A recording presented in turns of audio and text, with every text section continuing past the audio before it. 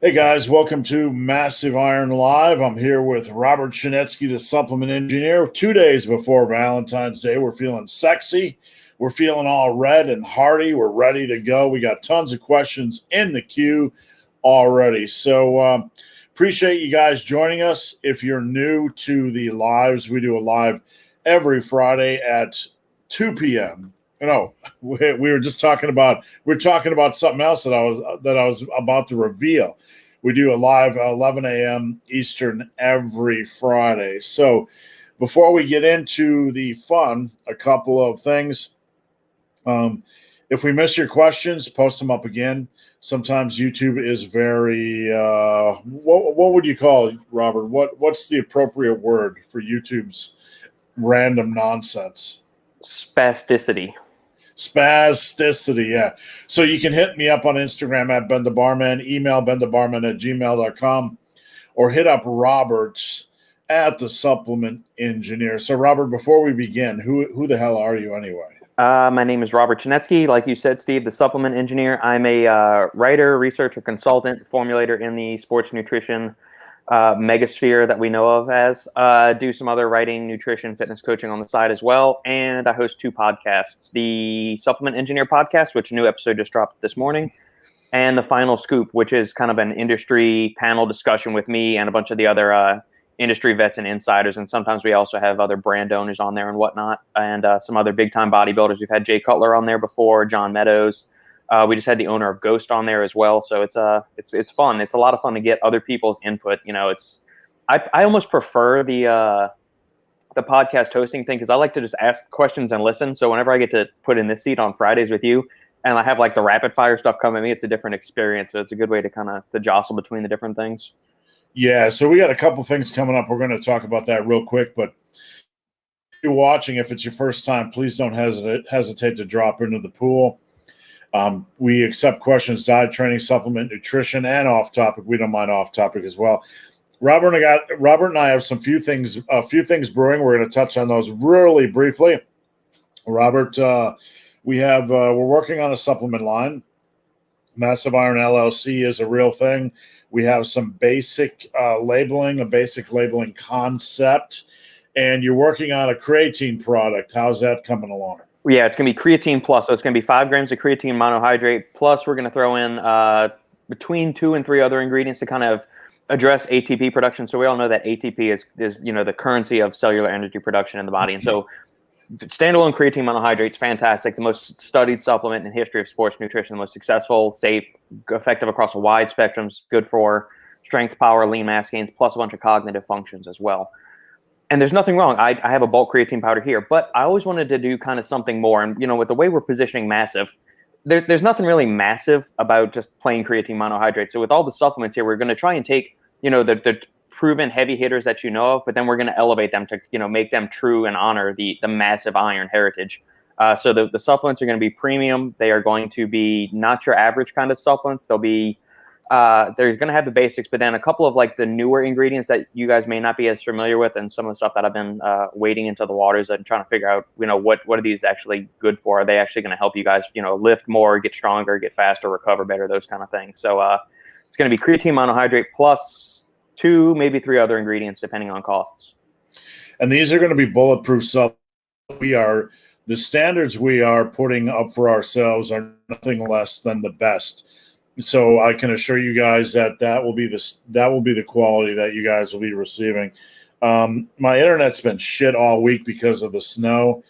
So if we get any funny things happening, let me know. A couple quick things as well. Robert, we'll be doing Webinar Wednesday where you guys can jump on a webinar with Robert. This is not a free thing, but we are trying to open doors and opportunities for Robert to reach out and spread the more merry quality information. So look for Webinar Wednesday coming up. And let's jump into the pool. We got a lot of questions here already, so let's rip. Let's let it rip. The Calfless King, how to fix bad balance on single leg exercises. Whiskey, Robert? Practice. Maybe it might help initially. So I'm assuming maybe you're trying to do either a pistol squat or a Bulgarian split squat. Have like a little kickstand next to you or something. Like if you have a dip bar or a chair or something, put that next to you. And don't try to overload these things with a bunch of weight right off the bat. Get used to controlling your body weight through space. And as that neuromuscular proficiency gains and increases, you'll gain better balance, strength, coordination, stabilization, all those things. And then you'll be able to start overloading those exercises a little bit more. But progress slow. You master just your body weight first. It's nice, slow, controlled tempos. Pause at the bottom of the position if you need to as well. And hold on to your child or a chair or something to get your balance. But if you're having trouble balancing, that means there's some imbalances, no pun intended, between the supporting musculature in your hips, glutes, inner, outer thighs, and things like that. Yeah, like Robert said, balance is a skill, and you have to work on it over the long run. It's something you can improve. One thing I want to add is that I see tendencies on body weight exercises, and I'm not saying the calfless king does this, but Robert touched on this point. I see a lot of tendency on body weight exercises for people to try to add resistance too quickly. And for my clients, whether it's dips or push-ups or pull-ups, when we get to the point where we're considering adding weight, I tell them microload, 2.5 pounds, slow increments. Don't just toss 25 pounds on there, and or in the case of a single leg exercise, don't just jump up 25 pounds in dumbbell weight. Take it slow, steady, and allow your body to adapt. All right, what do we got next? Lee Harris. The big L with a kind of odd color yellow around it. I don't know how YouTube picks out these colors for folks, but hey guys, what's your thoughts on intermittent fasting from a health longevity perspective? Are claims overhyped? I'll start with this really briefly. Yes, very much overhyped. But with that said, is it good for longevity? Well, I will say this. There are some bad habits that we have when it comes to eating, like snacking before 5 p.m. We tend to over-consume calories before 5.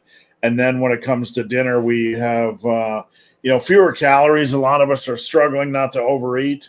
So overconsumption of calories before 5 p.m. is generally a major contributor to obesity.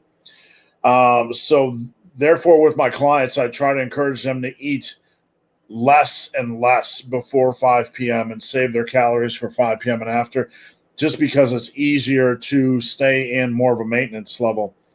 But from a health and longevity standpoint, I look at things more from a diet standpoint, trying not to get people obese, trying to work with their habits.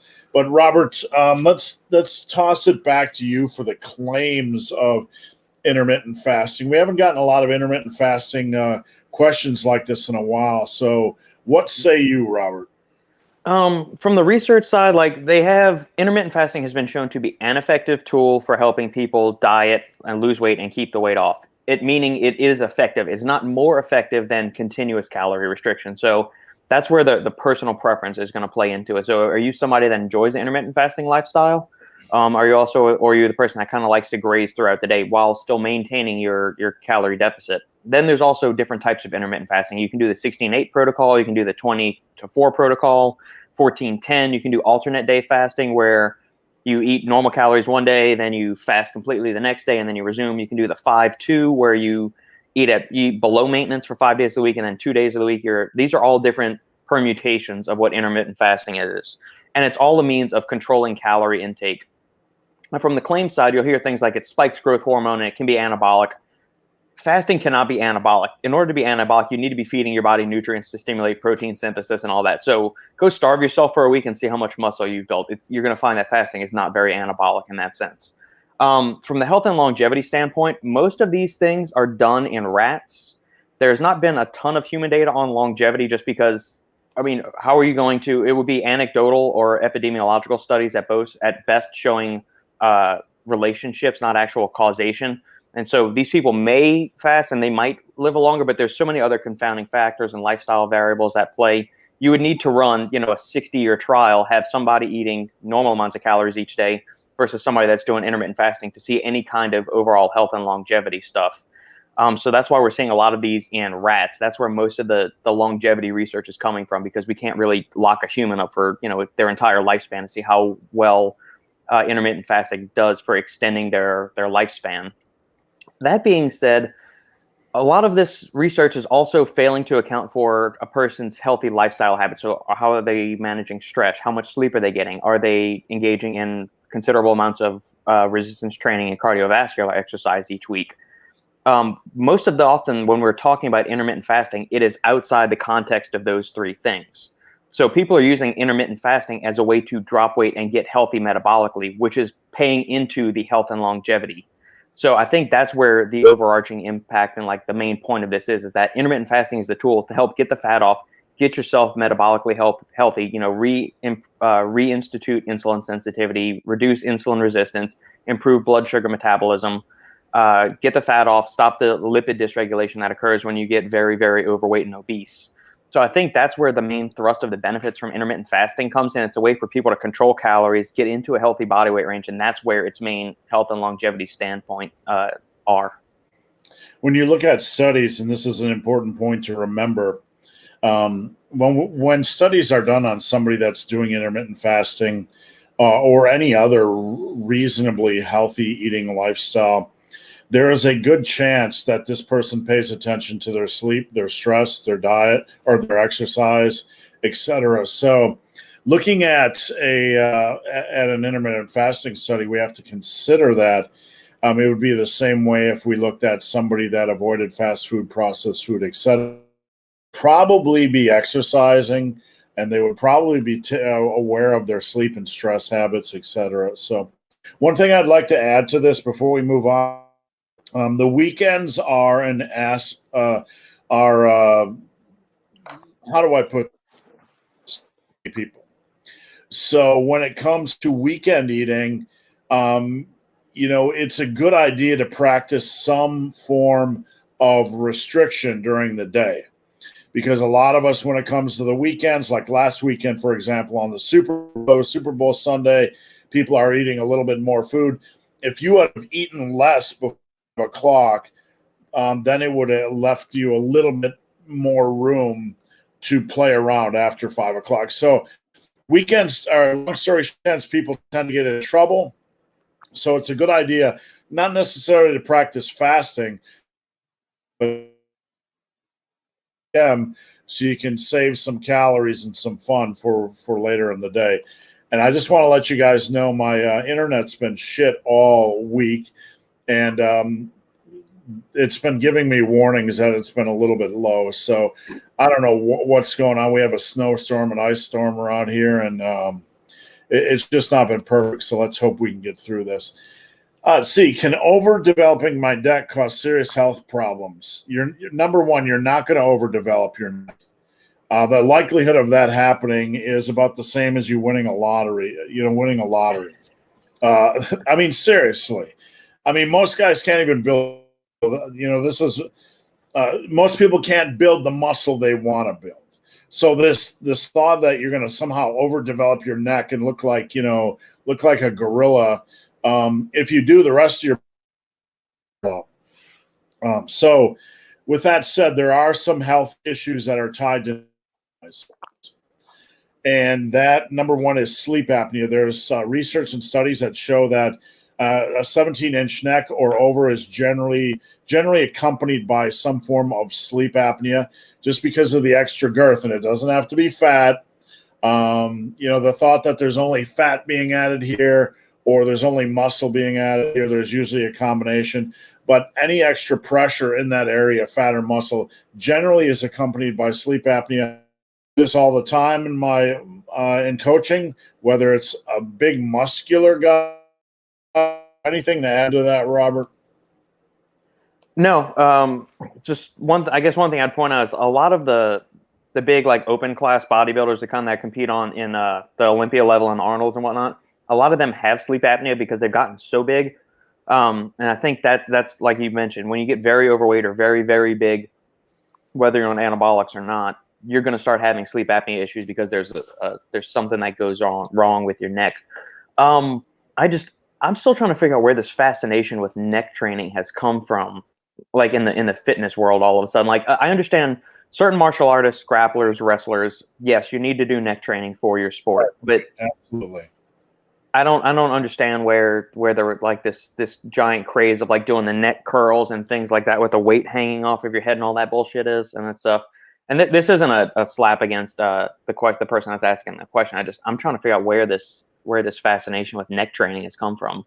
There are so many other things I would rather train than my neck. Yeah, I don't know. The neck and the forearms, if you put in a lot of work in the gym, arms are going to grow naturally. So the thought that somehow you can expedite that and grow Popeye forearms and a thick neck, and then like you actually have to do that work. That's where the issue comes into play for me. Every big lifter I've ever met, they don't do neck work, right? They don't. It just grows. So if you want a big neck, you got to spend 5 years building the rest of your body, right? Then it's going to happen naturally. And, right. Loaded carries, barbell rows, deadlifts, whatever kind of you want to do, farmer's walks, all of that stuff. That's going to give you the size and thing. Not doing this little shit off the end of a bench with like a 5-pound weight dangling off your ding dong. Anybody that doesn't believe me, I would add this. When you build muscle, you will.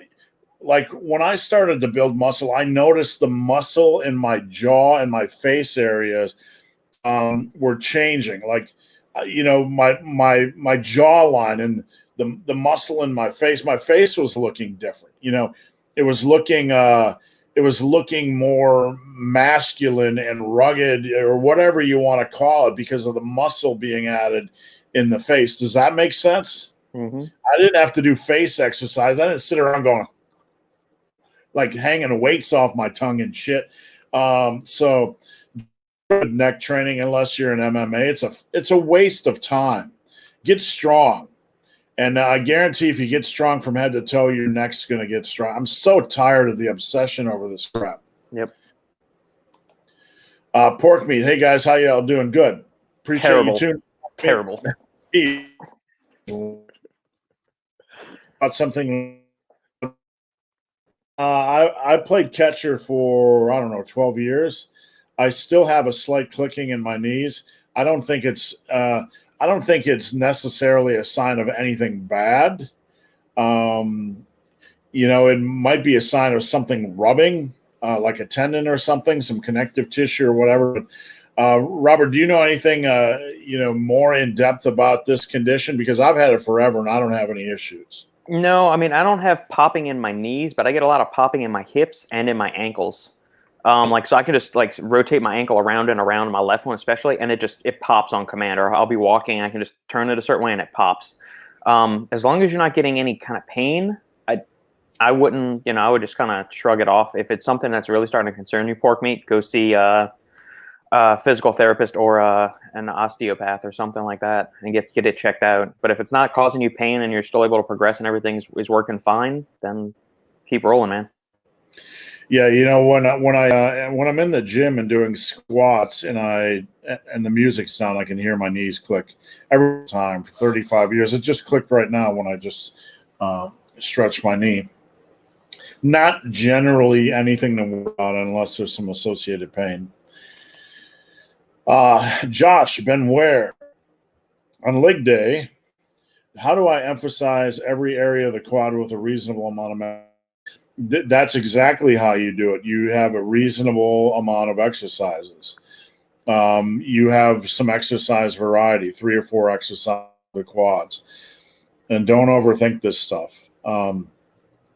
The obsession that we have to find exercises for the outer quads and inner quads and, all this kind of stuff. If you use a good exercise variety, it's all going to take care of itself. I've never focused on that over the years. And a lot of the guys I know with big legs, they just do a variety of exercises, not overly concerned with, focus. Squats, leg press, hack squats, leg extensions, and body weight lunges are a really good starting place. And then we have also Bulgarian split squats and other leg exercises as well. As far as volume, we talk about this all the time on the lives. Generally 12 quality sets is pretty good for me for quads. That's a good average weekly goal. and those are quality sets. So that's a good starting point to aim for. If you are under conditioned or not in great shape, you could start with 9 or 12 sets a week and then go from there. One thing I'll say is don't just focus on squats. Anybody in the know with hypertrophy will tell you that it's better to do 3 exercises per week than 1 exercise 3 times. So anything to add to that, Robert? No, you basically nailed everything, Steve. Just find the leg movements that give you a really good bang for your buck. So, are you feeling really good tension and disruption in the muscles, not just fatigue, from head to toe, or like do your hips and knees hurt more than your actual quads feel fatigued after a leg workout? If that's the case, then you maybe want to, rethink your exercise selection. But it's the best way to emphasize the quads is to perform exercises that target them. So just like Steve said, squats, leg press, hack squats, sissy squats, Bulgarian split squats, lunges, all kinds of lunges, step ups, all of that good stuff. Yeah, that's basically it. Pick 3 or 4 variations for a mesocycle, run through them, see how they work, and then you can rotate them out next time. Yep, and don't overthink things. Somebody's going to drop a front squat comment in the box, I'm sure. And Paul Carter made an interesting point a while back, and this is something I found over the years with most people, is that while we like to talk about front squats as potentially being good for the inner part of the quad, the reality is that oftentimes our lower back is a limiter or our mid back is a limiter, which really impedes your ability to do a quality amount of volume on the front squat. So mileage varies for each individual. But I know, for myself, I could always deadlift forever, and I never had back issues. But when I would do front squats, for whatever, the leverages and the setup and everything, it just bothered my back. So if you do front squats and they are bothering your back and they are a limiter with volume, don't remain tethered to them. Yep. What do we got here? Batiste. 90-degree or full range of motion on dip. 90-degree is full range of motion, really. There is some fatuation in the lifting industry with arbitrary, levels of depth, like deeper is better. That's just made up bullshit. Okay, that's what she said. Deeper is only better in in adult relations. But the thought that you have to go deep to be better in dips is arbitrary. Even on bench press, there's nothing saying that you actually have to go to your chest. That's an arbitrary, made up, goal. So as long as your arms get parallel to the ground, I would say that's a good stopping point. The deeper your elbows go back on a pressing movement, or on a dip, as an upwards below your shoulder, the more stress you're going to place on your shoulders. And we, because we love lifting, are going to be doing this over the course of a lifetime. So we want to take care of our shoulders. So with that said, no need to go below 90 degrees. And if you, control your dips, make sure you have some good control, that you're not just rocking and rolling and bouncing around and bebopping and all that kind of stuff. And, if you want, you can slow them down and really feel that contraction if they get too easy. All right.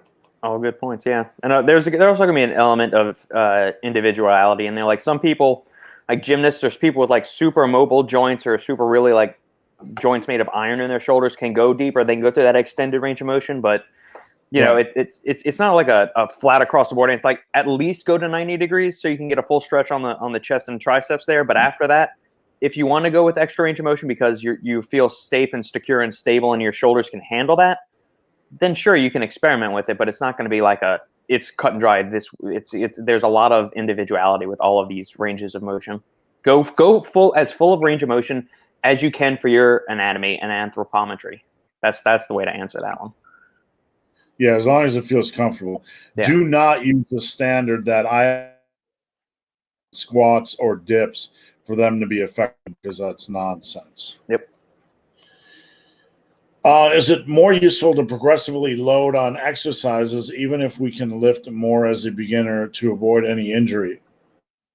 I'm reading through that and processing that. Is it useful to progressively load on exercises, even if we can lift more as a beginner?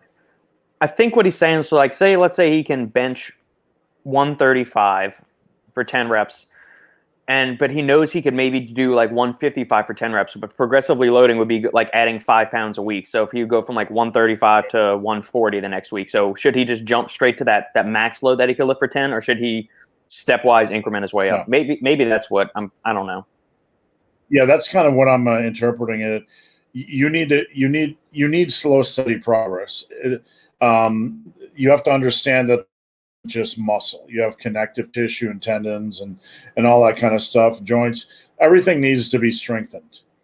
And you're not going to rush the process over the long run, over the course of 2 years, by making 20-pound jumps instead of just, if I got a bench, let's say somebody's returning to the gym, right? And of COVID for 6 months, and they start with 135 on bench, and they're like, man, that feels light. I'm going to jump up to 185. Don't. Because number one, you're probably going to overestimate your abilities. And number two, you're going to increase the risk of injury. When I am away from the bench press, for example, for longer than 2 weeks, which sometimes happen, I cut my finger last year chopping a tomato, and I couldn't, 3 weeks. I had stitches. When I returned, I started with 135. And then the next week I did 145. And then the next week I did 155. So I actually slowly eased back into things over the course of 6 weeks. Always a good idea to ease back into things. You're not going to speed up progress, but you will increase risk of injury if you don't be a slave to that process. How many reps and sets for squats as a beginner? I do not like low rep sets for beginners, like somebody that's just new to the gym. Unless you're doing them, with a moderately lightweight just to practice form. But I do not like these balls, tough, within a couple reps of failure. I don't think that's because you're still learning form. A little bit higher reps going to be a little bit more forgiving because the weight is the intensity, weight relative to your 1 rep max is going to be a little lighter. Anything that? No, you said everything I was thinking, Steve. No need for me to elaborate further. So, guys, Robert is a supplement expert. Feel free to add your questions into the mix. So don't be shy about that. If you want to know if you're wasting money on something or if a product you're using is crap, in the question queue. Combat Ace, how many sets of direct hamstring work per week? Hams get pretty fatigued from squats and rows. I find after you get done with squats and deadlifts, that's a good base. And usually beyond that, I do 5 to 6 of hamstring work, maybe sometimes 4 sets of leg curls, maybe sometimes 5 sets of leg curls. Leg curl exercise relatively, so you can do a few more sets. I usually, for my clients, I start out with 3 sets of RDLs, Romanian deadlifts. And once they get pretty strong at them, I reduce them to 2 because I don't want their lower back to have any more punishment. And then, beyond that, you can do 3, 4, 5 sets of leg curls, leg curl variation, glute ham raises, whatever you have. So, Robert, do you ever train beyond that, your hamstrings?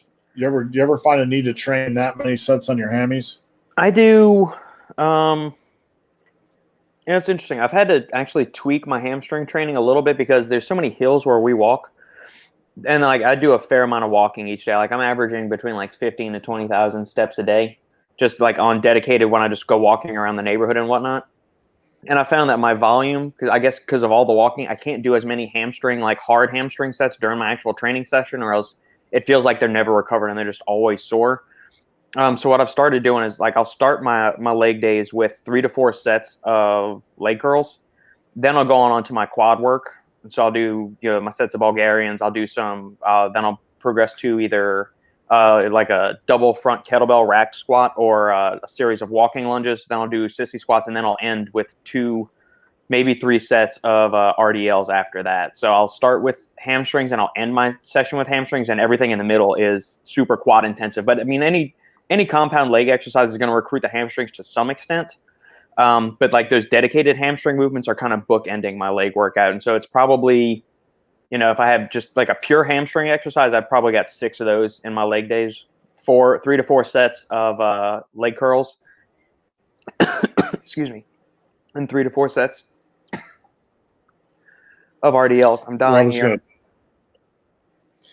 Good. Yeah, I would say that. There we go. Hamstrings are arguably probably the toughest muscle group to train with just a lot of confidence and a lot of effectiveness. I find, like, I have a back extension machine in here, and I find that doing glute ham raises on the back extension machine where you're coming up on your knees like this is probably the best way for the average lifter to train their hamstrings.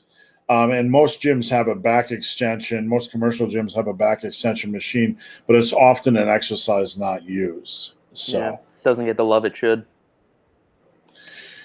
All right, Leon, 1 rep every workout. Sounds like a plan of if your goal is to be as small and weak as possible.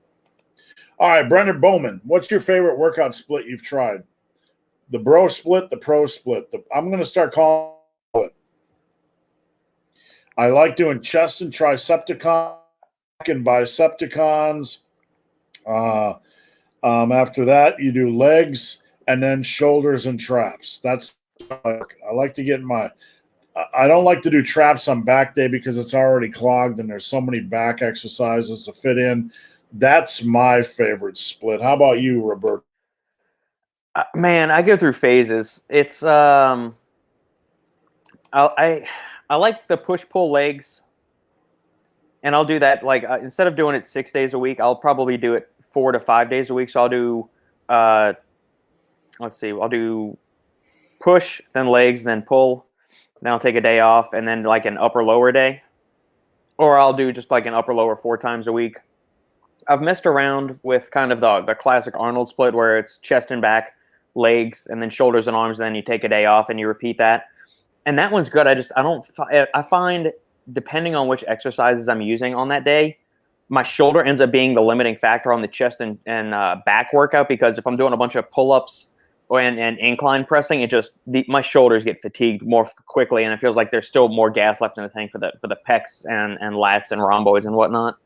But yeah, it's the bro split. I haven't messed around with too much. I did that for like a pure bro split, like you mentioned, Steve. I probably did that for about a year straight, maybe 5 years ago. It goes in phases. I go through phases, but the one that I keep coming back to more often than not is probably the upper lower. Yeah, I was screwing around over waiting for you to get done, Robert. Off topic, we're going to take a little off topic journey. But anybody that missed it, I sent this to Robert earlier this week. There's some stuff going on between Cassidy Campbell and Mark Lobliner right now. And for those of you that missed it, anybody that's following this drama, feel free to weigh in. I find it entertaining to watch. I really don't have an opinion beyond that. But it's funny watching all the YouTube celeries, get into this battle royale. Kenny KO got his shit handed to him in a boxing match. He didn't have anybody in his corner. All of his boys were over there, filming it instead of handing him water or being in his corner for boxing. And I don't really care for Kenny KO is whatever. But we don't need to get into that. But he went on video making a bunch of excuses as to, the struggles of his boxing match. And Mark Lobliner jumped in because Mark is doing an event to raise money for a charity. I forget which one it is. It's a good charity, and I encourage you all to support it simply because, on principle. But Mark jumped in and basically went off on the referee and, calling him fat and whatever. And that's you guys, you guys can figure out what you think of the referee. The referee now wants to fight Mark. And over on Tiger Fitness's video pages, everybody's spamming fight Bruno the ref, and I'm just fucking getting a kick out of it because I would like to see Mark fight Bruno the ref. I would see Mark face this guy because at first when you look at this guy, you think he's just a fluffy puff, right? And then you see him sitting next to Cassidy Campbell, and he looks like 8 inches taller, and he's really broad, and looks like he could take a punch. So I'd like to see Mark fight the guy. You know, I have no horse in this race, but hey, it's drama. Let's get it on. You know, let's get it on. Anyway, if you guys seen all this drama, drop a comment down below. Well, we know Mark's not going to fight Bruno. He's not going to do that. I mean, yeah. He backed out of the fight with Casey Mitchell and quoted a whole bunch of stuff, and yeah, whatever. He's not now. Yeah, I have nothing negative to say. I just want to see the fight. What do we got here? What did we miss? What did I miss? Where am I? Hello from Norway. Wait. Favorite. There we go. Porkmeat. Do you program any kind of exercise specifically to strengthen tendons? Just the normal weight workouts, you know, and that's going to strengthen tendons. But joint stability, you know, I don't do anything specific. I try to incorporate a unilateral exercise for each body part because I believe that has benefit, and that has some, you know, depending on the exercise, some carry over to joint stability. But I don't do anything specific. If I had a specific goal, you know, for balance or whatever, I would probably do so, but I do not. Robert, you do anything specifically for stability? No, I mean, nothing in particular, just outside of like my normal warm-up movements and whatnot like that. It's maybe he's talking about some like proprioception to kind of, you know, get his bearings about him and understand his body through space. But you know, going through the normal movements, you know, hold a plank and you can do some isometrics to kind of help reinforce everything and get your bearings about you. But as far as like a specific exercise, no. Strengthening tendons and stuff like that, that's almost like venturing into the world of physical therapy where you're doing like super lightweight band stuff to get everything back in its place. But before a workout, no, it's typical. Like do a few minutes of some kind of cardiovascular movement to get your heart rate up and core body temperature, and then it's into some mobility things, you know, some leg swings if I'm doing a lower body day, some walkout planks, some Spider-Mans, a few other things like that, some few chest stretches, lat stretches, and then I'm into my warm-up movements, warm-up sets. I just want to remind everybody before we move on, we are up to 76 viewers. If we reach the 100 mark, Robert and I will both take our shirt off and do some titty dancing. So if we reach 100 viewers on the live stream, just keep in mind that that's going to happen. Stein, here's just kidding, folks. Here's a good example of YouTube just botching things. As I say that, the number of viewers jumps to 79. Hello from Norway. And then instead of dropping calories, it looked like YouTube cut out one of your questions, Stein, so maybe post it up again. Would you consider adding a rep in subsequent sets 2 or 3, also as progress? The same as adding, any progress is good progress. The rep goal system basically talks about maximizing sets. And at the end of the day, if you're taking it deeper, you're doing something you haven't done previously, so that's a form of progressive overload. Paul, Danny DeVito's brother. Greetings from Vancouver, Canada. Sorry, Paul, I couldn't resist. That's the only round I had in the chamber on that one. Appreciate you joining into the live and supporting the channel. Brendon, bigger shoulders and how to structure a program so I hit shoulders and chest twice a week without working them in the same workout. That's a doozy. And I would honestly, I would never make a program like that because number one, I think your end goal is to do more volume for volume's sake. And we're looking at probably adding junk volume in there just to kind of make us feel better about the work we're doing. I've never programmed anything like that. Shoulders twice, chest twice, not on the same day. You know, you can do push-pull leg splits, which you're working something twice a week. You could break that up so you're doing chest and shoulders on different days, but I think I'm sensing here that if things are lacking in your main program, switching to this is not going to cure it. We kind of have to look at your exercise selection, your progression approach, your consistency in training, your consistency in nutrition, etc. Anything to add, Robert? No, I mean that's. I almost wonder if he's going to need to focus more on like his side delts and his rear delts, because the front delts are going to get more than enough work with all the pressing between overhead.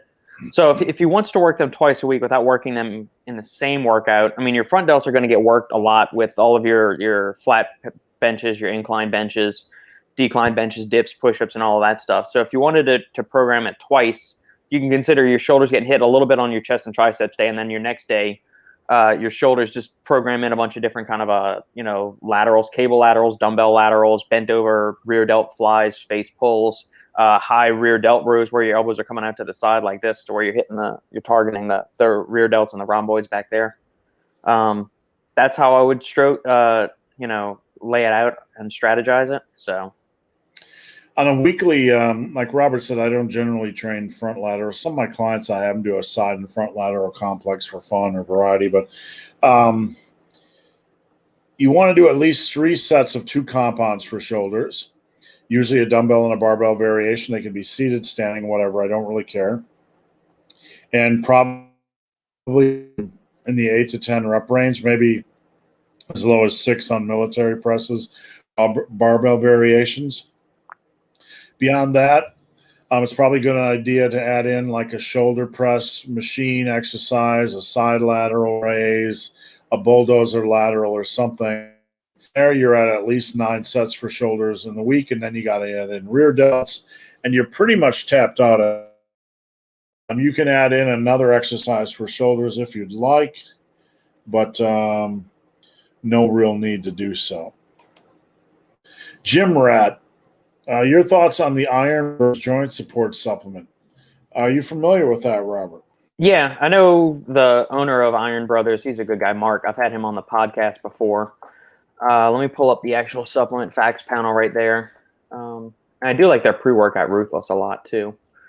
Actually,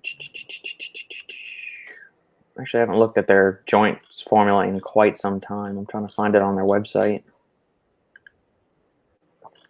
Let's see, Test Booster, Thermoburn, Nitric Oxide Booster, Prodigy, Joint Support. Here we go.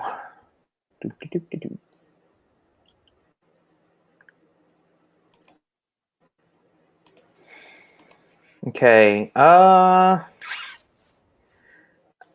personally think it's a little... Here, I'll share my screen so you can see.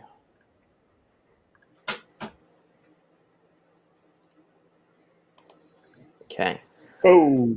All right, so we got glucosamine, boswellia, chondroitin, organic turmeric, quercetin, methionine, MSM, bromelain, and bioperin. I tend to like higher dosages for these compounds. The chondroitin especially. Now it's a capsule thing. Turmeric, you want a higher dose than that. Quercetin, MSM is in the range of anywhere between 1 to 3 grams. I think, I like Mark and I like Iron Brothers. I think there might be some better joint formulas on the market. So, Robert, I got a question for you. When you're done, don't move that screen. Yeah. Why is the cost so low for a joint sub? Aren't they usually higher than that? Well, they're going with generics instead of and some of the trademarked ingredients. The only trademarked one we've got on here is bioperin. And I know Iron Brothers moves a lot of volume, so that's how you're able to get a better cost on all of your goods when you put in a massive order.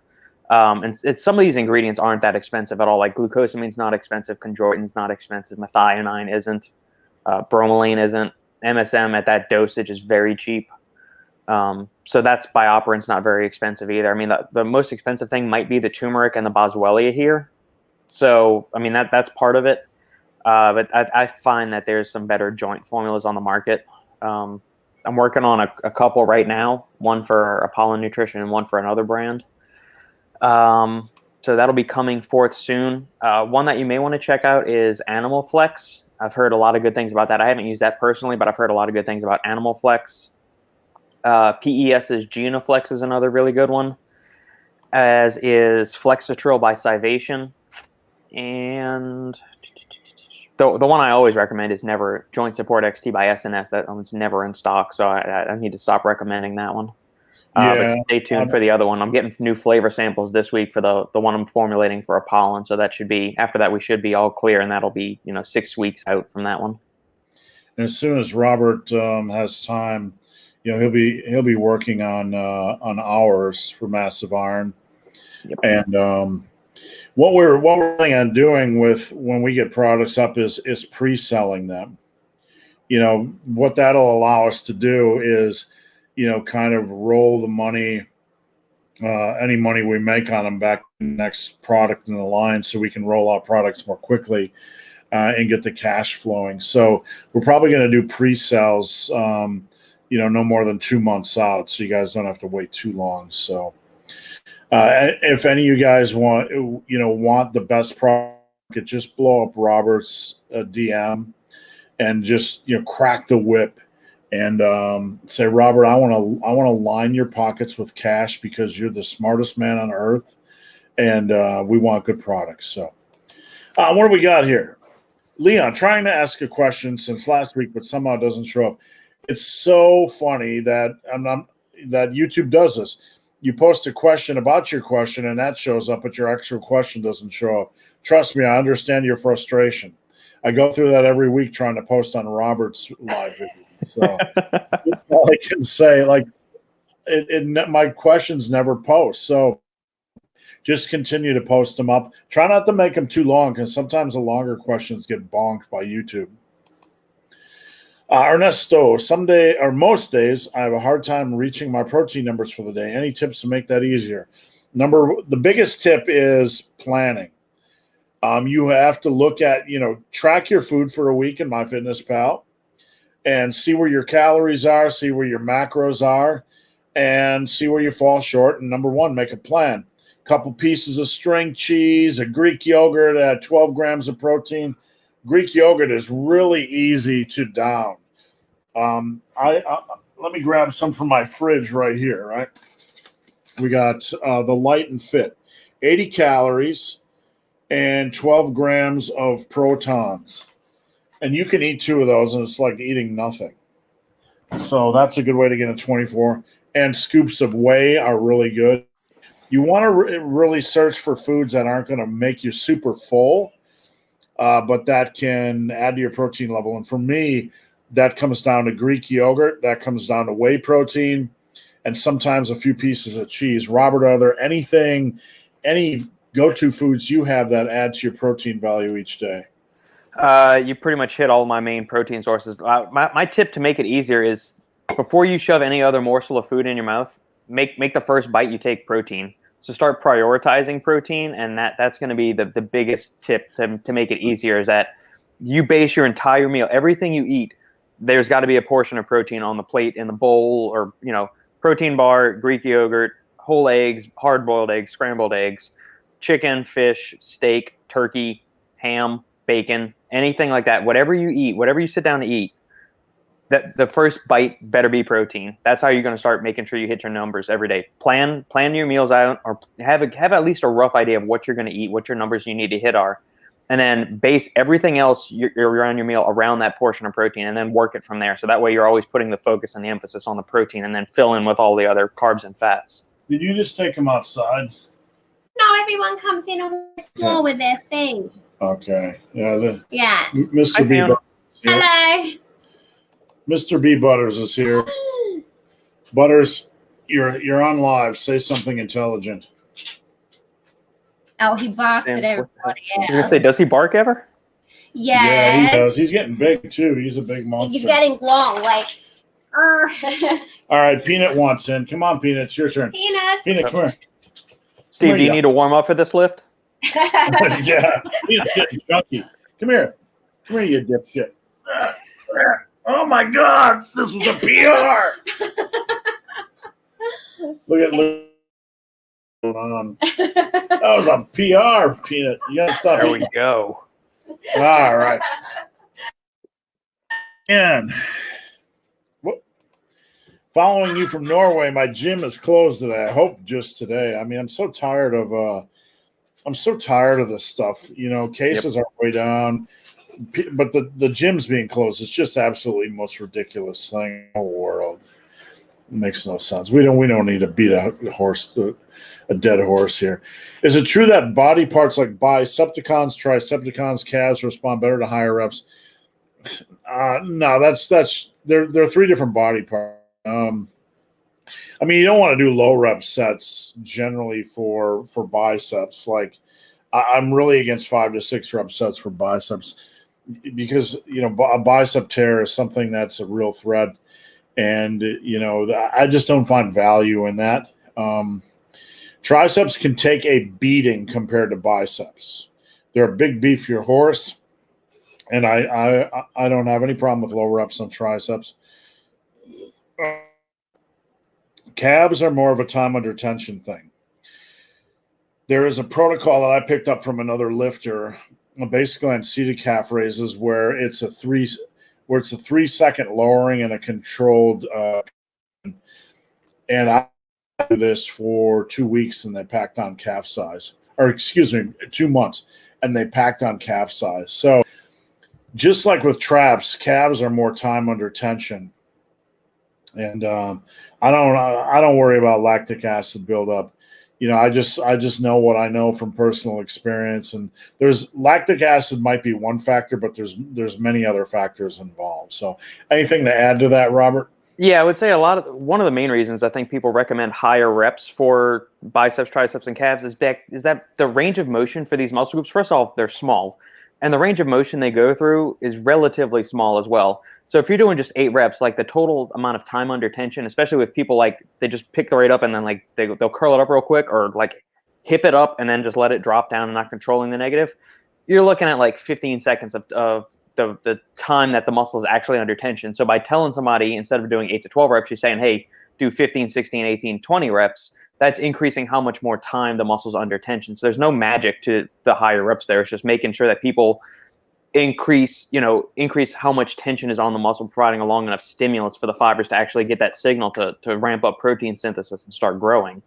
The lactic acid buildup is kind of a secondary byproduct of the increased reps. So lactic acid gets recycled as an energy metabolite in the body. And there's some emerging research to show that it may have some kind of signaling properties as far as muscle growth, but that's still down the road. It's not as far as it's not solidified yet. So I'm thinking that's where most people are recommending higher reps, is that it's a very short muscle or a small muscle. It goes to a relatively short range of motion compared to something like the quads. And so you need to go to the higher reps just to make sure that the muscle's under tension long enough to induce any kind of significant disruption and disrupt homeostasis. So, all right, thank you, Robert. Molson Man has to be Canada. New Brunswick, Canada. Gym is open Monday to Friday, 6 a.m. to 5 p.m., 1-hour sessions, because COVID after 5 p.m. becomes far more dangerous. Of course. But I'm just glad it's open. I have clients in the UK and Canada, and they're just driving me absolutely crazy. You know, with the gyms being closed, especially the UK. And the UK came out this week, I believe, with something that said, if you want to leave the country, you have to pay £1,750 per person. And then once you come back in, you got to stay locked in a room for 10 days. And if you lie about leaving the country, you face 10 years in prison. Oh, fuck I mean, that. I thought the U.S. was becoming a socialist nightmare, but good grief, what is going on in the UK? Fuck that. Dave, thanks for answering my question about creatine. Anytime, Dave. Thank you for being an insider. Dave is a massive iron insider, and if anybody wants to join us, you could head over to superlivingtoday.com. It's basically micro coaching.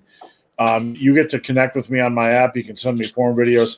I don't contact the insiders every day, but when they have a question, they have a pipeline directly to me. And you also get access to our forum, private articles, master classes, all kinds of good stuff, and every one of my books on PDF for free. Boom. It's like $24.99 a month. That's a great value. All right, commercial done. Daniel, I get lack of motivation now when progress has slowed so much. It takes weeks to add a rep.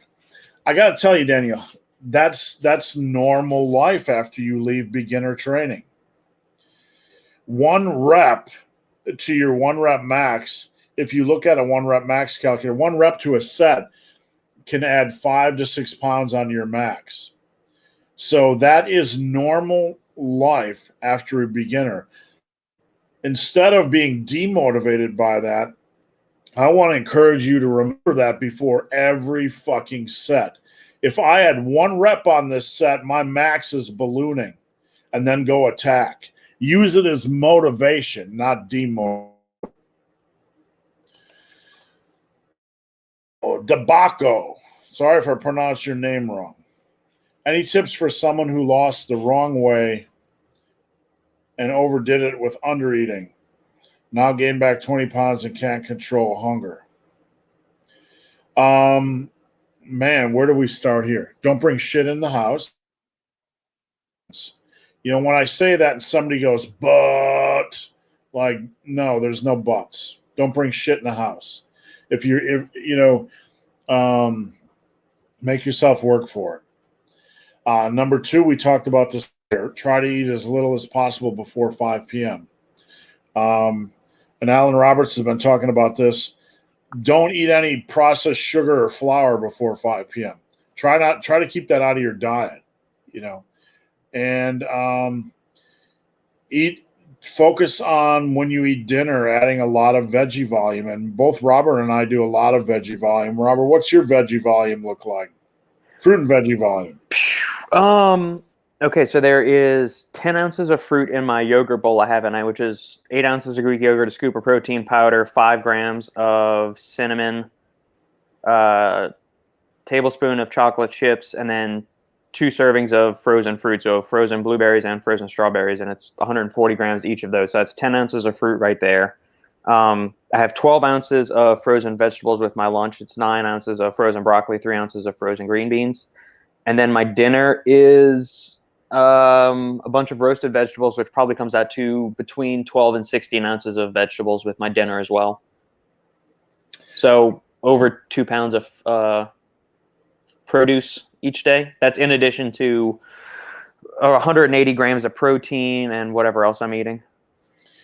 Every night with dinner, I have, and I say fruits and veggies because so many of the things we eat we consider to be veggies, but they're actually fruits. But yeah. Baby bok choy, mushrooms, which are not a veggie. So baby bok choy, mushrooms, shredded carrots, diced red onion, zucchini rounds. I'm probably missing something else, but I eat that almost every night of the week. I try to get in 5 or 6 different choices. So, Michael, the big thing is don't bring crap into the house. And if you're going to overeat on good foods. Like last night, I keep tomatoes in the house. And what I do when I'm hungry before bed is the bigger the better. I'll cube up 2 or 3 of them, put a pack of plain Greek yogurt in there, which is only 80 calories, and some Frank's Red Hot. And I got like 200 calories, and that absolutely is me, right? And it tastes good. It satisfies that salty craving, and you got the salty and the spicy. You got to find things like that you can just plow into your gullet that just aren't calorie dense. All right, Graybeard. I'm triggered by that name. I'm absolutely triggered. Do you guys ever program heavy carries, whether it be sandbagger? The main movement patterns. You have horizontal press, vertical press, horizontal pull, vertical pull. You have the squats. You have the hip hinge, and you have a loaded carry. So there's basically, 7 main things to consider when programming. I generally do not, but I consider like a shrug or a static hold or even a deadlift to be kind of part of that equation. So for hypertrophy and strength, I do not, but there's definitely opportunities to do so. It depends on your goals, really. A farmer's carry is going to impact your yoke, your probably your core strength and your traps. So really, you can do it for fun. I would do it the main suggestion is to do it at the end of your workout. And, be smart about it. Don't be doing loaded carries that are going to tear up your calves. Kind of ease into that stuff. Anything to add, Robert? No, I haven't programmed them much. You could also use them as a conditioning tool too. Like on your off days after you're lifting, you could definitely do that instead of doing your typical cardio thing. You could do loaded carries as your form of cardio or conditioning for the day. So either at the end of your heavy training, or if your grip strength is too fatigued from all the other stuff you've been doing, bump it to the next day and use that as your cardio or your conditioning. All right. Best forearm exercises. I'm going to tell you, I'm not a big proponent of working forearms directly, but if you want to go right ahead.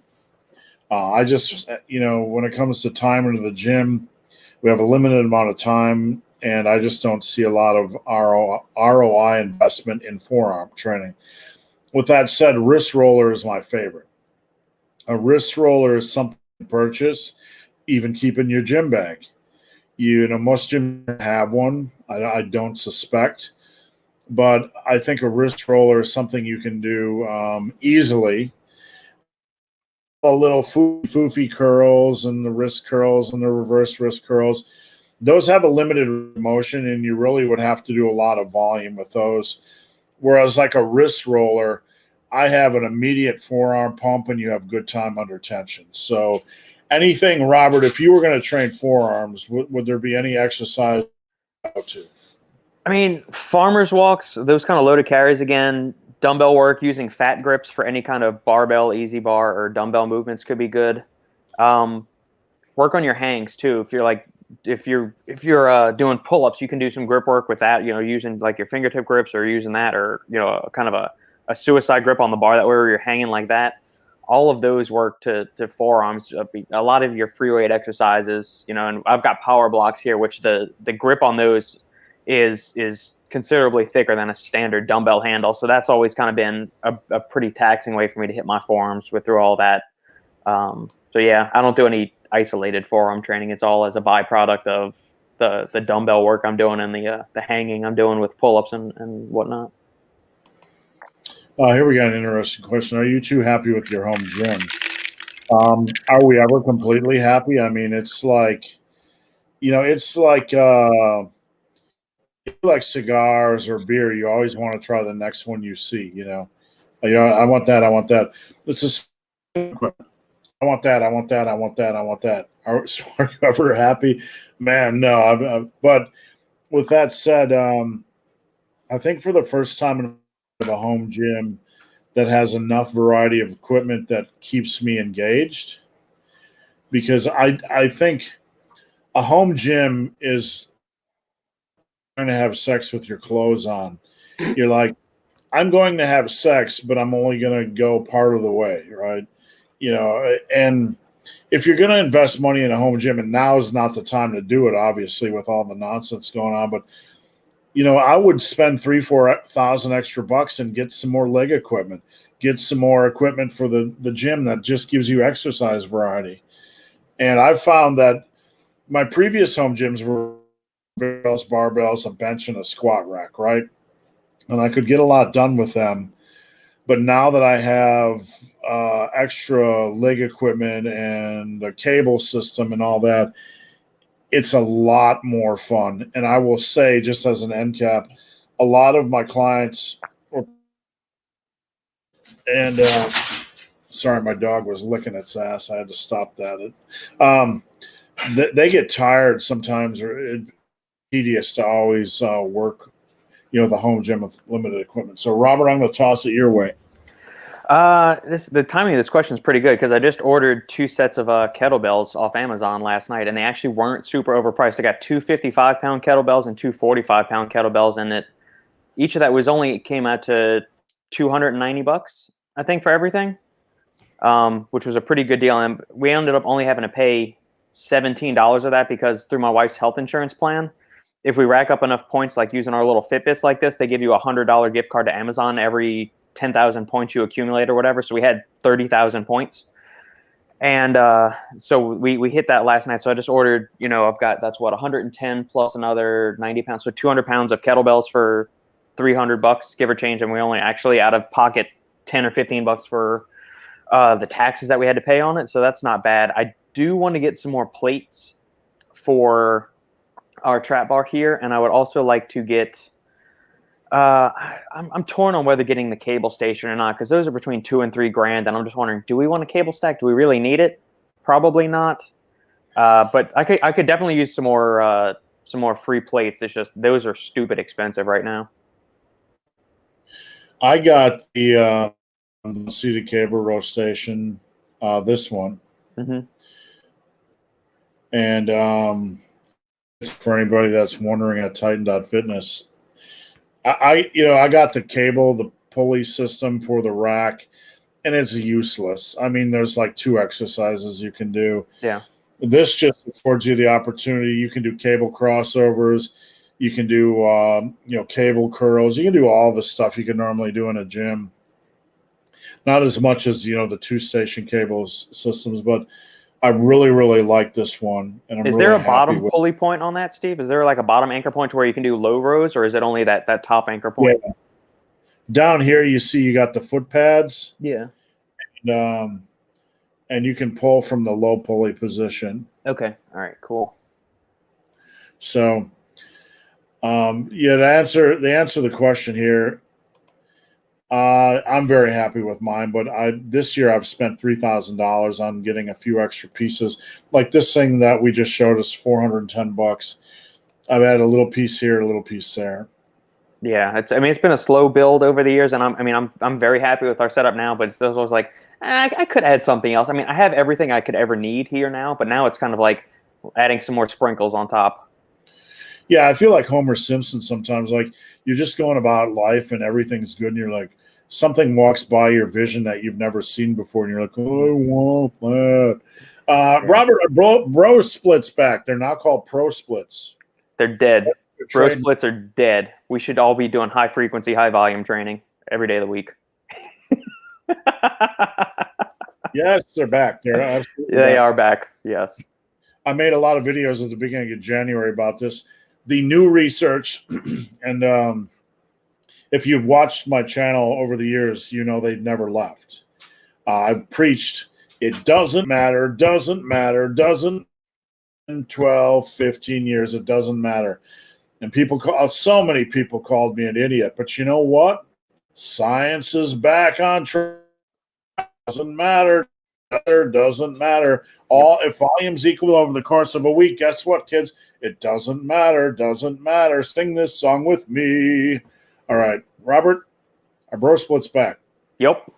Go see our video we released on New Year's Day for the full discussion.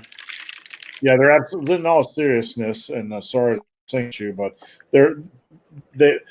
they've never left. Some people have wanted you to believe that they were ineffective, but actually the latest research and looking meta-analysis, look at the full body of work, not a single study, is indicating that if volume is equal over the course of a week, that a bro split or a pro split might actually be better for you. So there you have it. Combat Ace. In the literature, nicotine is proclaimed being a stimulant similar to caffeine. Yet I recently actually cured my sleep issues through vaping. Wow. Do you know anything about this, Robert? This is out of my lane.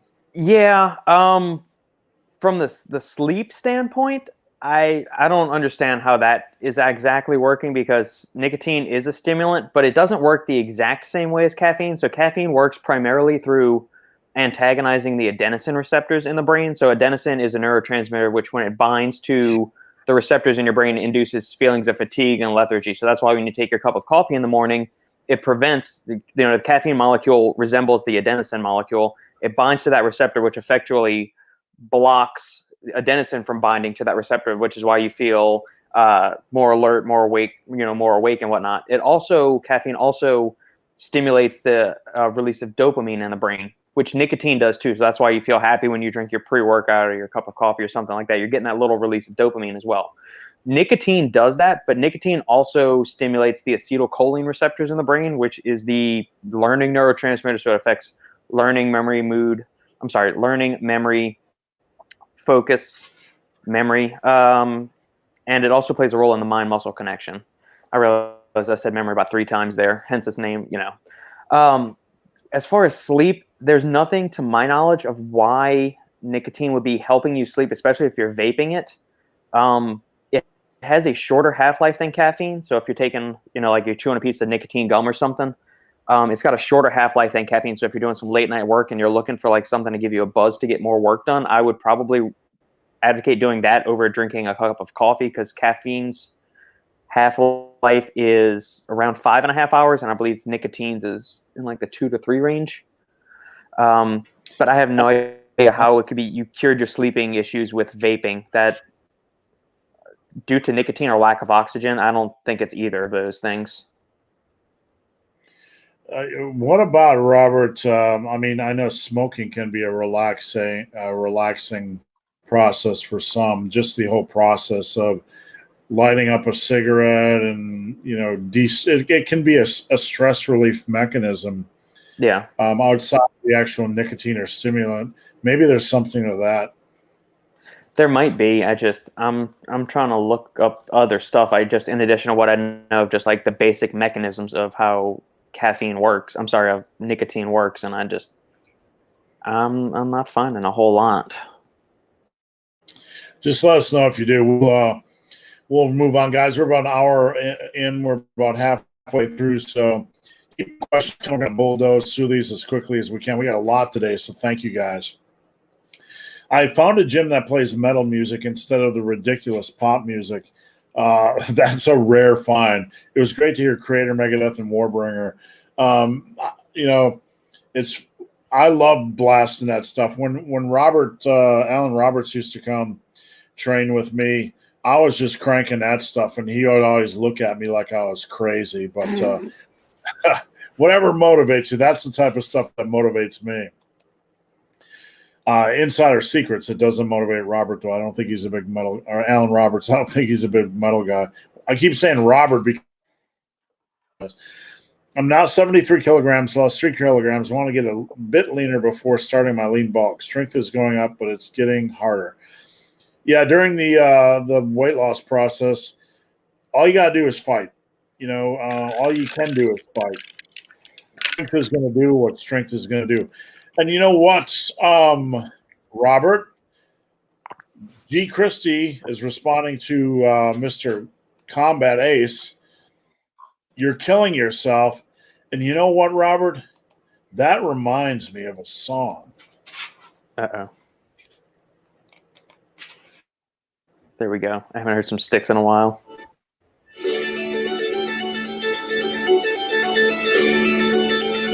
Wait, where's the 8-hour intro?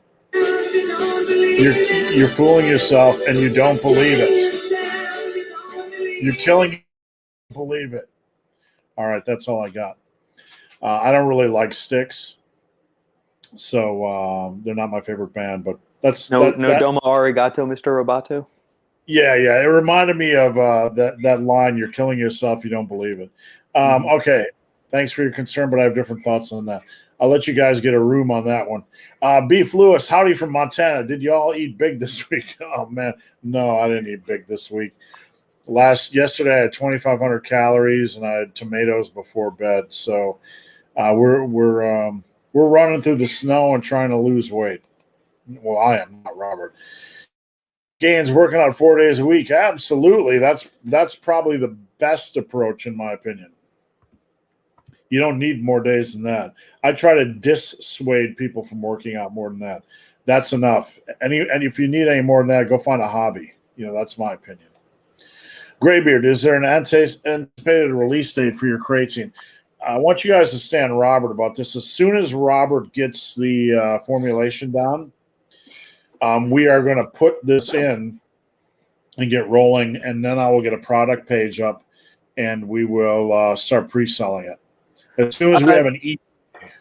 Yeah, once we finalize the formula, it'll probably be, I don't know, 6 weeks maybe, depending on material stock, bottles, and things like that.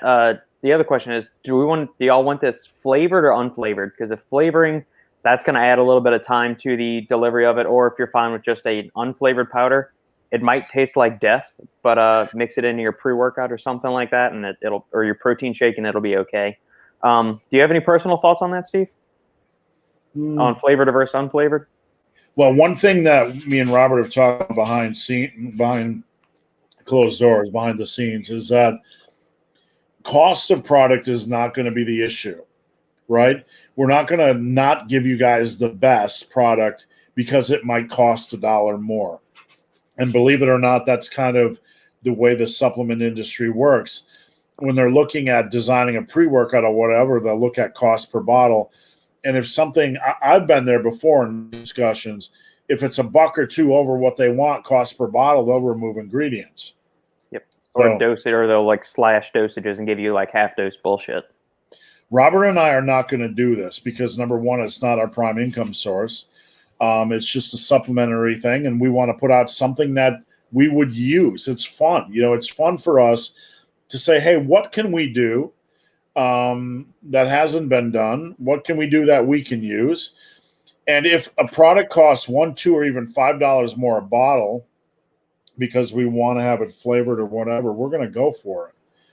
And you guys we're not going distribution route or anything. It's all going to be direct to consumer through their website. So we're not messing with other online retailers like bodybuilding.com, GNC, or even like going into distribution in the brick and mortar stores, because all of those things eat into your ability to formulate a quality product. So, most supplement companies want to formulate like a pre-workout somewhere between $8 and $10 because the stores want to buy it at like $16 to $18, and then they turn around and sell it somewhere between $36 and $49.99.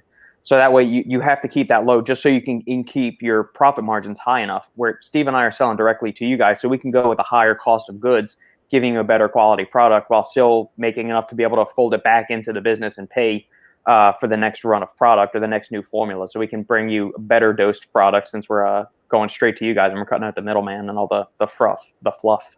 Right. And, to answer your question, Robert, I'm for whatever's going to give the best product. I'm okay with thinking about flavoring if that's going to help with here's what you guys need to think. Let's say a creatine product costs $4 to make, bottle, label, paying the graphic designer to make the label, whatever it is. Let's just say $5, right?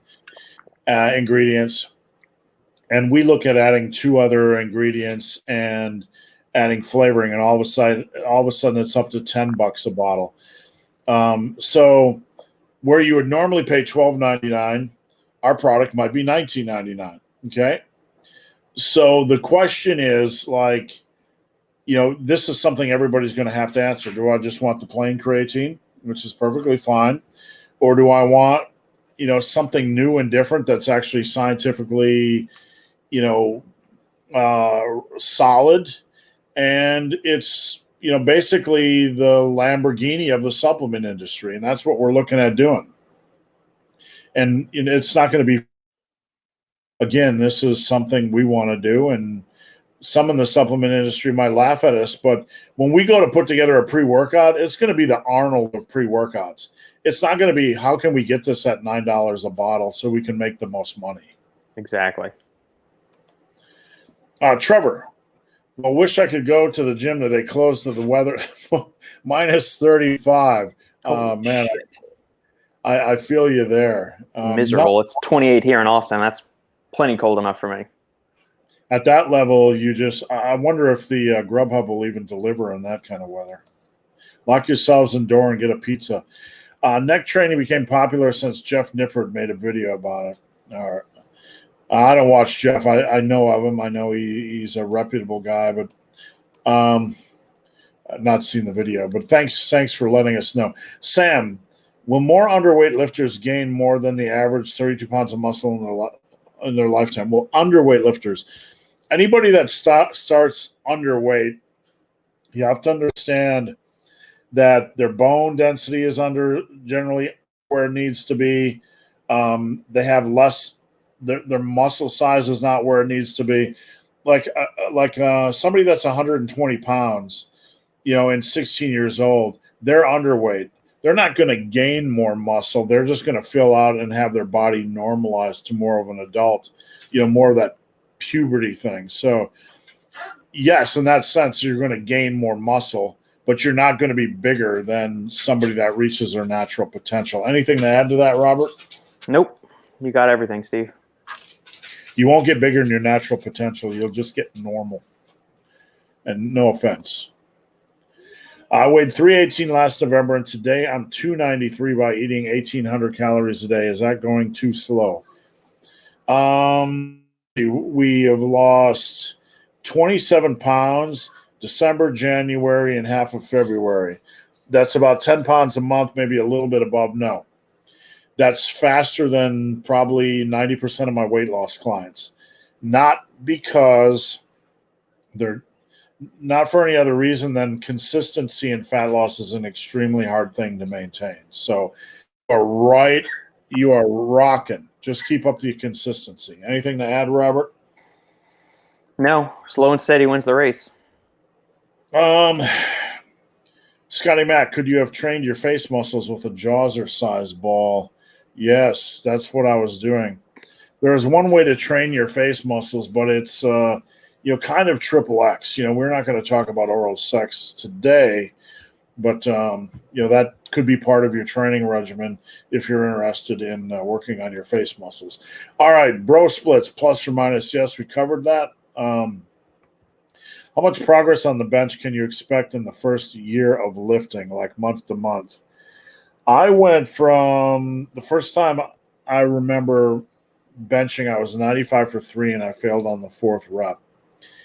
And after a year, I was about 225 max. I was eating like a horse.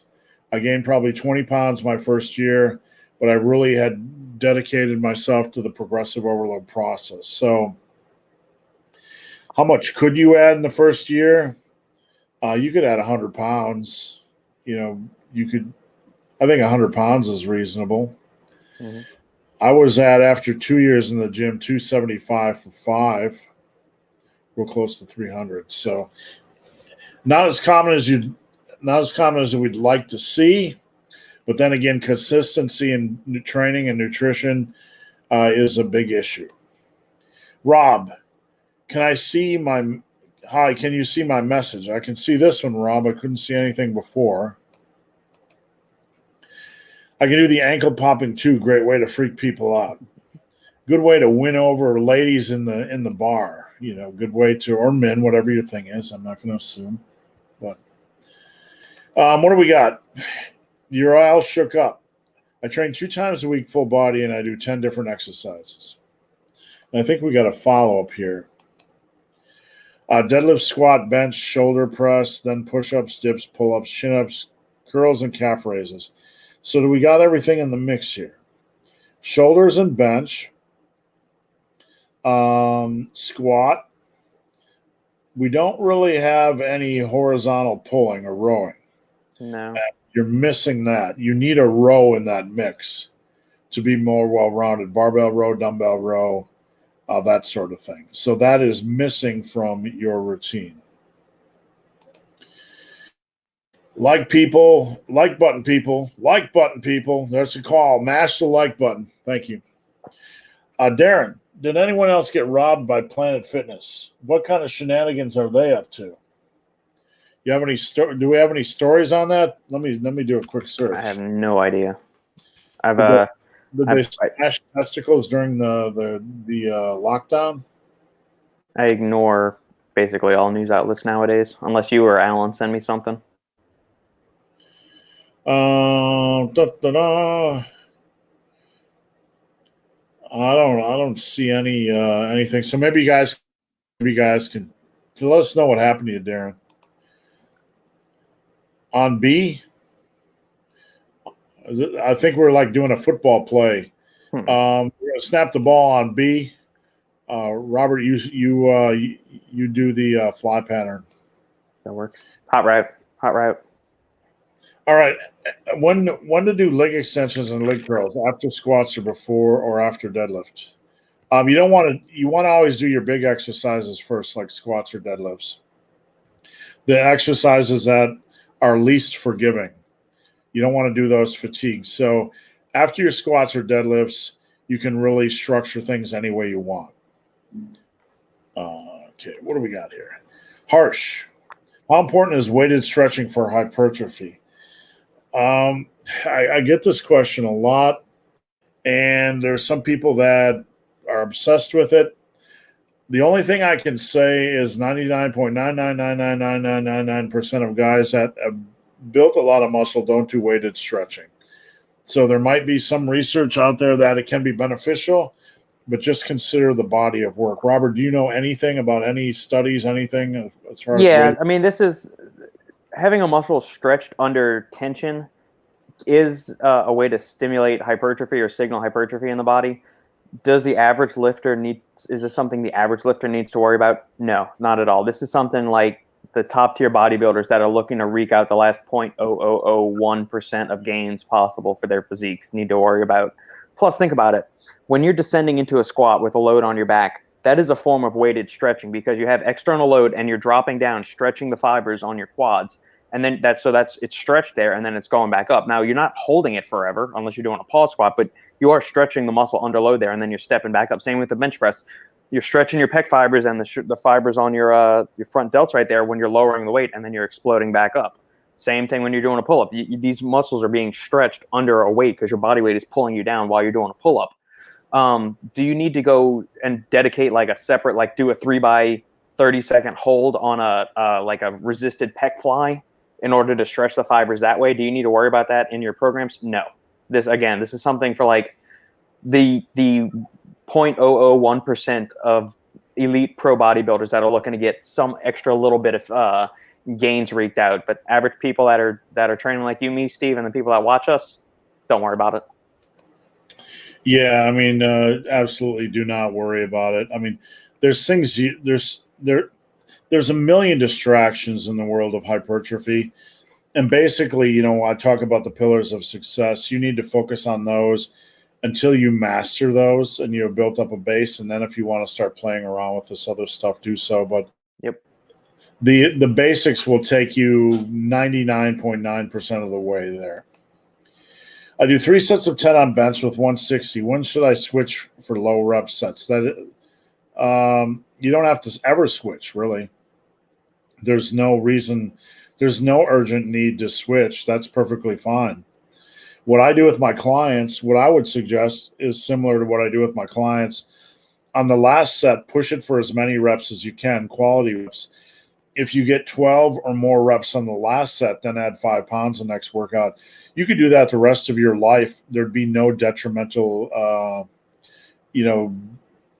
there'd be no detrimental, reason to.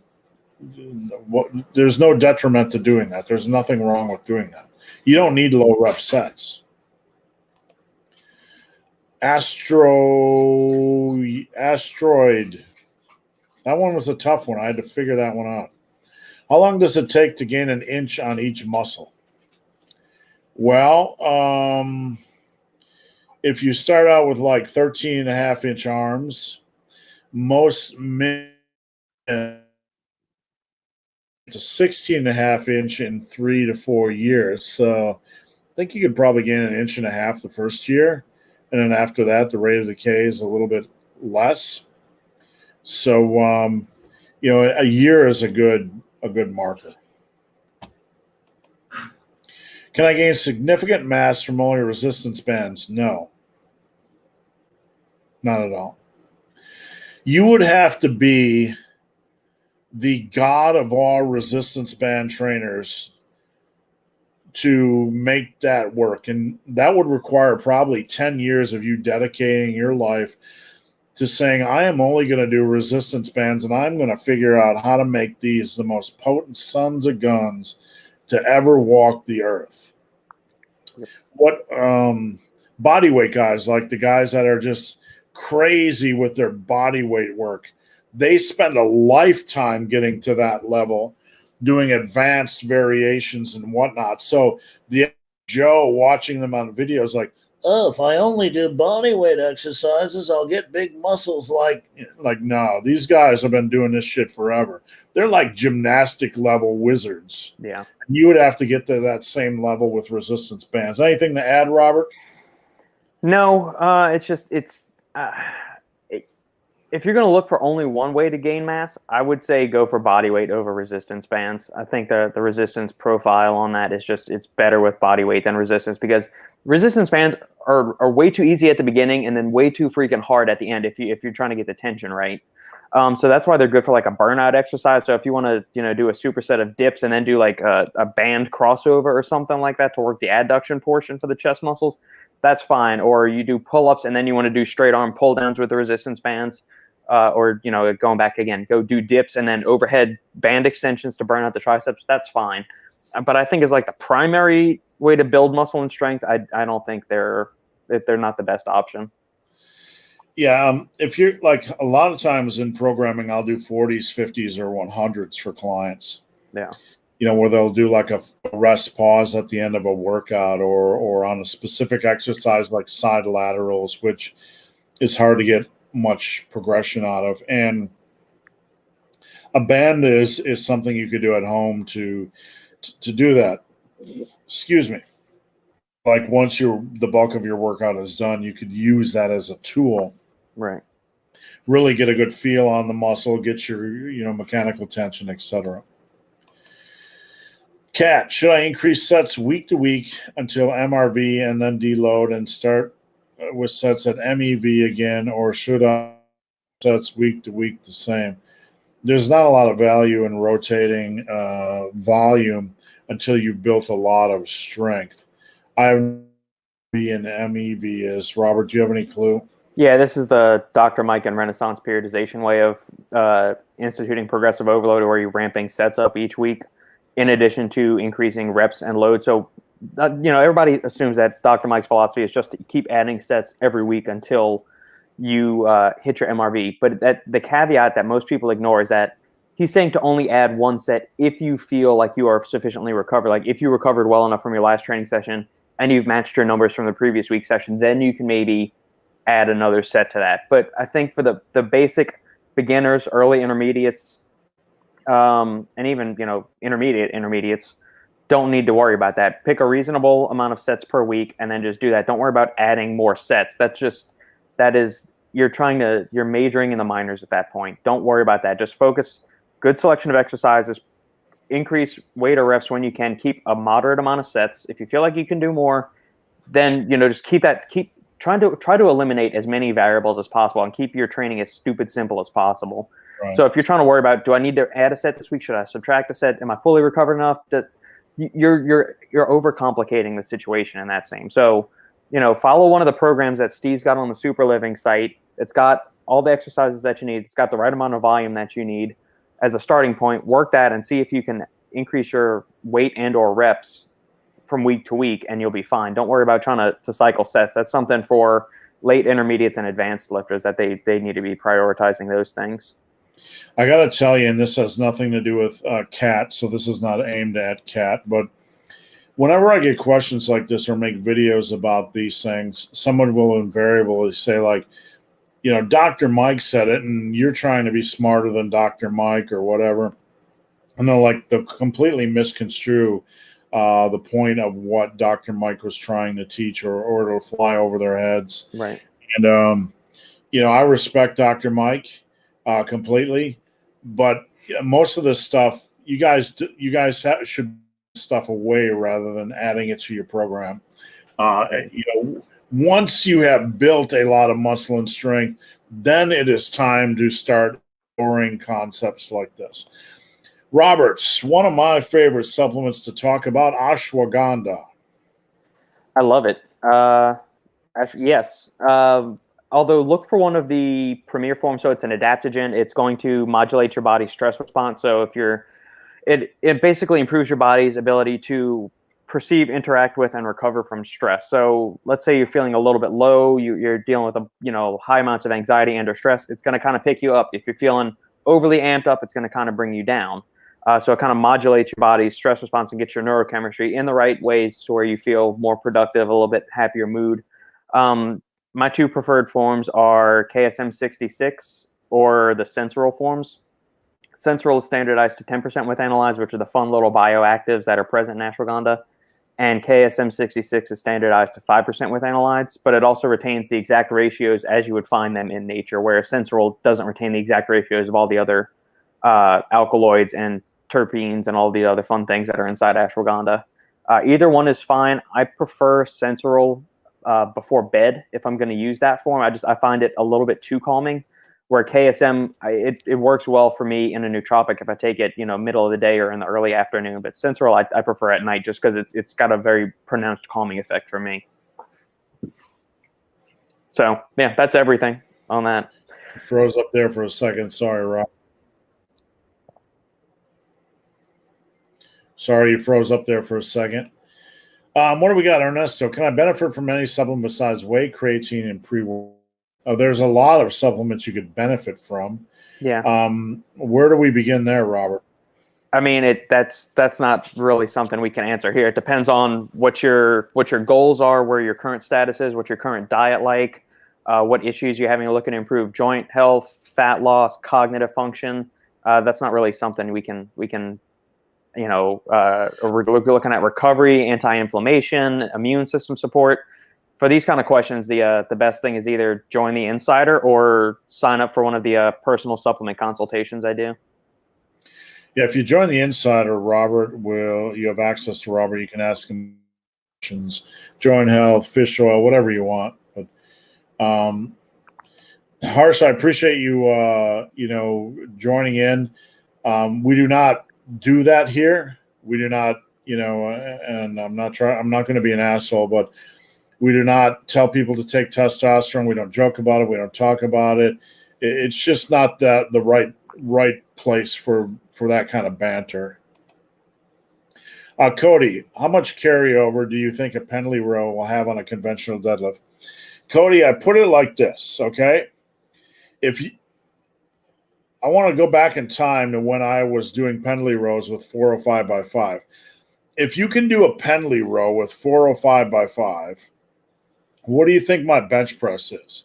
If I can explode it up to my midsection for 5 reps, what do you think my deadlift is? Right? Sometimes we like to think as strength. We like to compartment strength. We like to say a certain lift will not have carryover, blah, blah, blah. We need to look at the big picture. One of the things I'm big on is trying to get the body as strong as possible from head to toe. Because if you are somebody that deadlifts 275 and you set a goal and somebody says, the Pendley row is not really going to help you with your deadlift. If you can deadlift 275 today and in 3 years you can Pendley row 405 by 5, where do you think your deadlift's going to be? Just from that strength increase on that lift alone. Probably 500 pounds, right?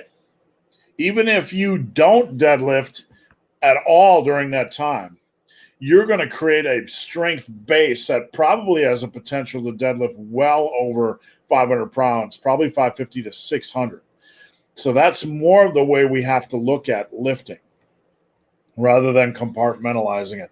Everything over to everything. And that's somebody's going to spit in my face over that one, but strength breeds strength. Anything to add to that, Robert? Nope. You squashed that question, Steve. All right. So Greg Duvier, anything about Metagenics Phytomulti? I just pull it up.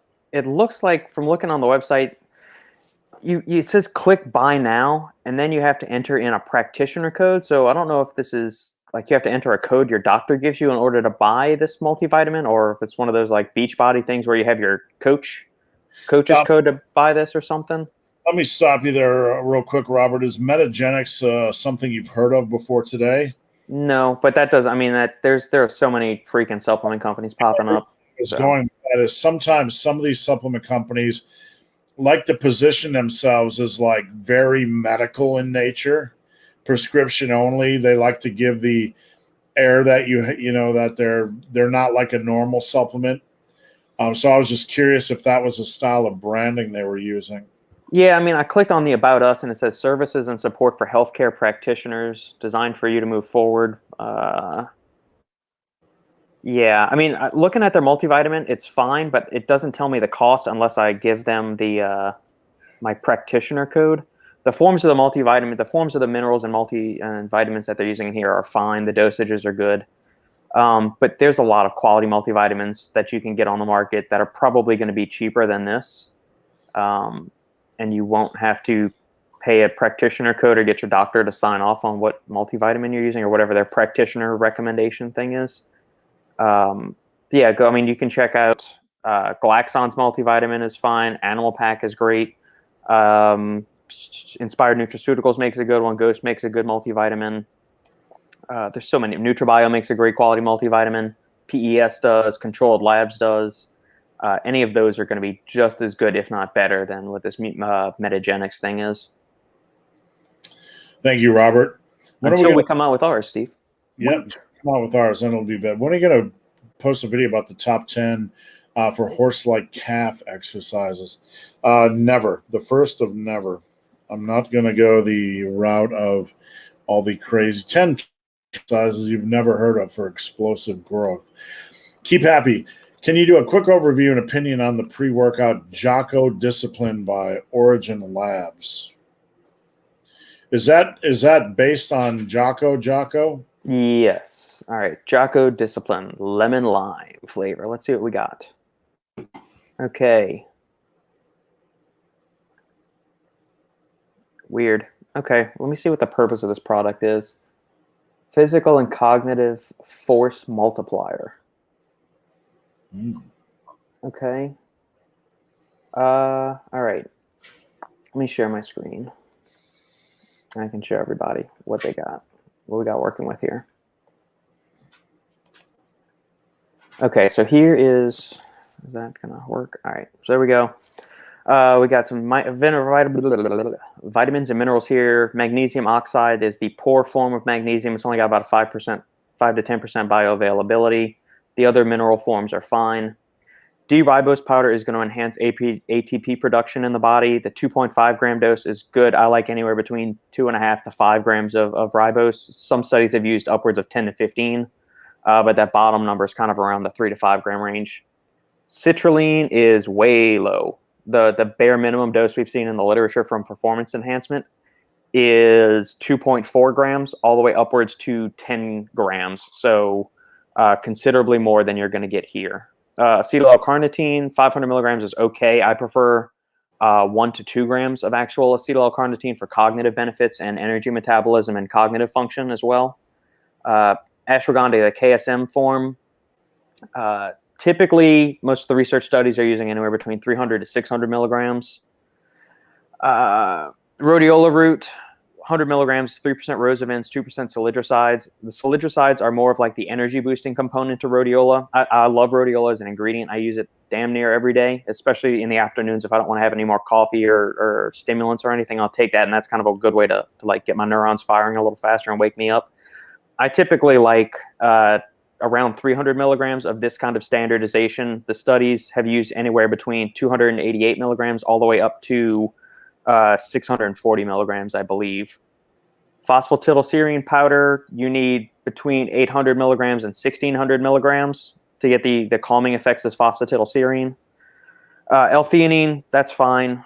White tea leaf extract, 50% polyphenols. I don't think that's going to be doing a whole shitload of anything. So the main thing you're going to be getting here is a little benefit from the acetyl-L-carnitine, maybe some calming stuff from ashwagandha. I'd prefer to see it a little bit higher. Maybe a little bit from rhodiola, but for $50, I think this is a pretty underwhelming formula, all in all.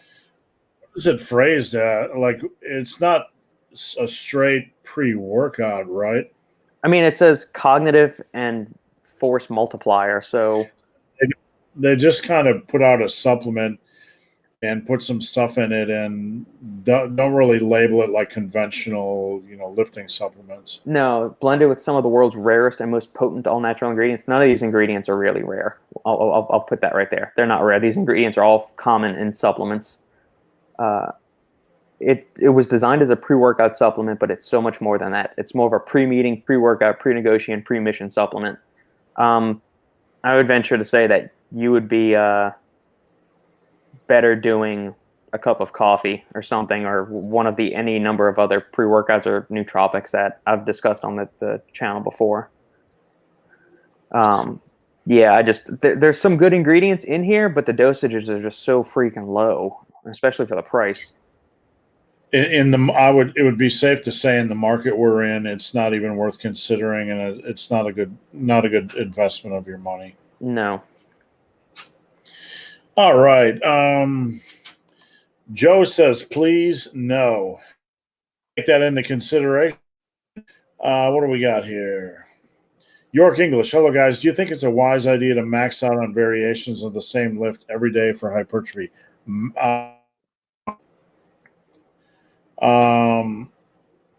Every day? I mean, are you talking about taking sets to the limit? Do you think it's wise to max out on variations of the same lift every day? That would be like a lot of like bench press, pin press, close grip bench press, maxing sets, taking sets to failure. It would depend on the variation. I'm not sure that's what you're saying, but you know the main stumbling block here is variations of the same lift. Like maxing out on variations of a lift is magical, you know. So no, I don't know. I'd have to see your program or where you got this from, but no, I'm just going to say no. Robert, anything that you think I'm missing here? No, I guess if we had clarification what he means by max out, does he mean taking the sets to failure or close to failure, or is he going for like a 1 rep max on the lift? So is he doing like his 1 rep max on bench and decline and incline and floor press and all of that stuff? Yeah, just don't. Yeah. There's no benefit at all. There's no time under tension. You do not build strength by doing maxes. You know, that's the showcase strength. There's no benefit at all. So maybe you can clarify in case we missed anything. Is it okay to walk on an incline for 30 minutes after a workout instead of dropping calories?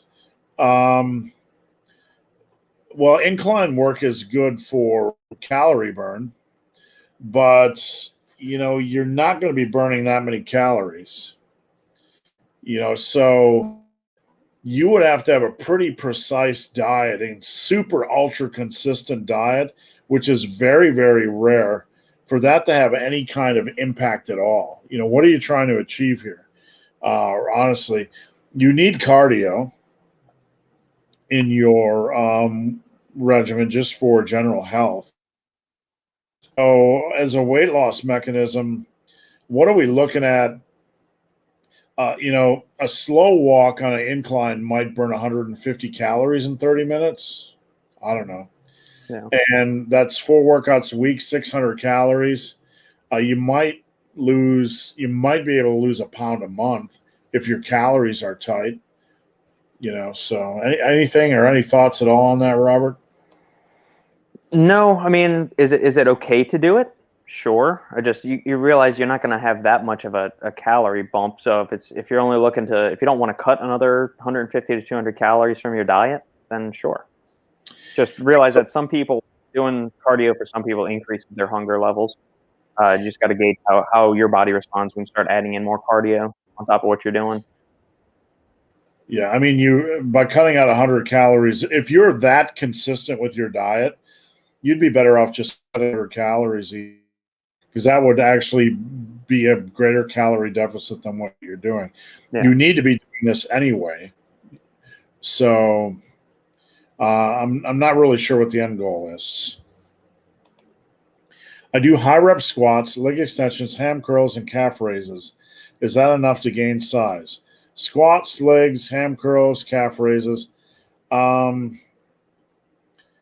probably recommend, you know, I would like to see another hamstring and quad exercise in that mix. You don't necessarily have to do it on the same day, but I would rotate it in at least every other week, like hacks, leg press, RDLs, something. Is that enough to gain size? Add a few more exercises in there over the course of 2 more weeks.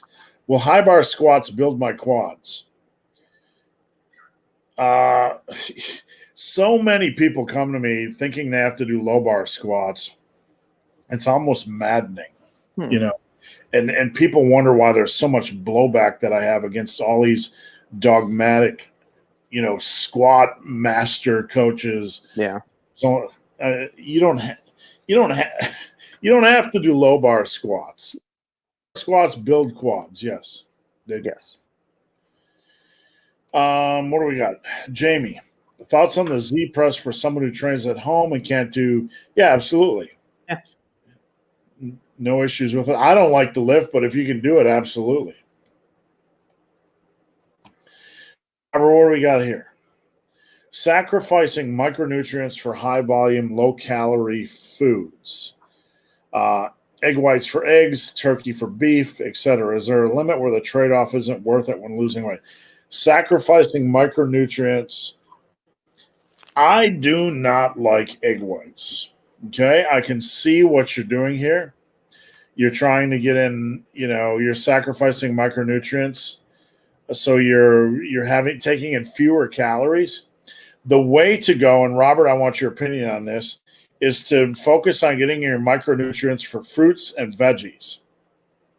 And then when you're in a deficit, you want to have protein sources that work with your goals. So I would really, I mean, you really have to focus first and foremost on micronutrient diverse fruits and veggie intakes, which does not have a lot of calories. And the thing I don't like about this at all is going the egg white route, because that's just pure protein. And what are your thoughts, Robert? Yeah, I mean, I would not. I'm not in favor of recommending egg whites for eggs, just because we've got a fair amount of research showing that there's so many good things inside of whole eggs. Plus, not only from like the anabolic standpoint, so you get more muscle protein synthesis from consuming all of the egg instead of just egg whites. So we've shown it's better for that. It's also got good cholesterol in it, good fats, a bunch of vitamins and minerals in there. Yes, don't, and egg whites are just bland. Without the yolk, I mean, what's the purpose of eggs? Turkey for beef, you can get lean beef. You can find like 90-10 beef. You can find 93-7. You could even find 96-4 beef for turkey. So I don't think we have this thing that turkey or chicken is, you know, so much healthier or better for you than beef. Well, not really. I mean, if you buy 85-15 ground turkey, it's the same as 85-15 ground beef from like a calorie, fat, and protein standpoint. So I don't, yeah, obviously if you're creating micronutrient deficiencies, yeah, but I don't think your diet is so low to where you can only consume egg whites and like boiled broccoli and rice. I don't think you're going to have to drop your calories that low. There's certainly room in 10% of your diet for a whey protein shake, or an egg white has 17 calories and 3.6 grams of protein. If you want to get 150 calories of egg whites or 150 calories of whey protein to get your protein levels up, that's fine, because there is some indication on a cutting diet that bringing your protein up if you lift is a good thing. Yeah. So that's one reason to do it. But I think we have to look at the diet in totality. You want a good variety of micronutrients from your fruits and veggies, and then kind of consider, what protein sources you can have that are rich in micronutrients that probably aren't super heavy in calorie intake: fish, shrimp, chicken, pork, lean beef, etc. So I'm not sure if that answers your question, Wade, but anything to add to that, Robert? No, I mean, if I would look at cutting out other sources of calories before sacrificing something like eggs for egg whites or beef for turkey, unless you just don't like the taste of beef. But I mean, cut back some of the other carby foods, like reduce how many potatoes or rice or cereal or other kind of crap you might be eating. But don't take out your nutritional powerhouses like your protein sources. Don't hamstring yourself like that. I stumble over the eggs thing simply because eggs are such a nutritional powerhouse. They are. that I'm stumbling over the egg things more than anything. One thing, and this is not directed at you, Wade, but one thing that drives me nuts about the bodybuilding world is the obsession with egg whites. If you're like, training for the Mr. Olympia or the Mr.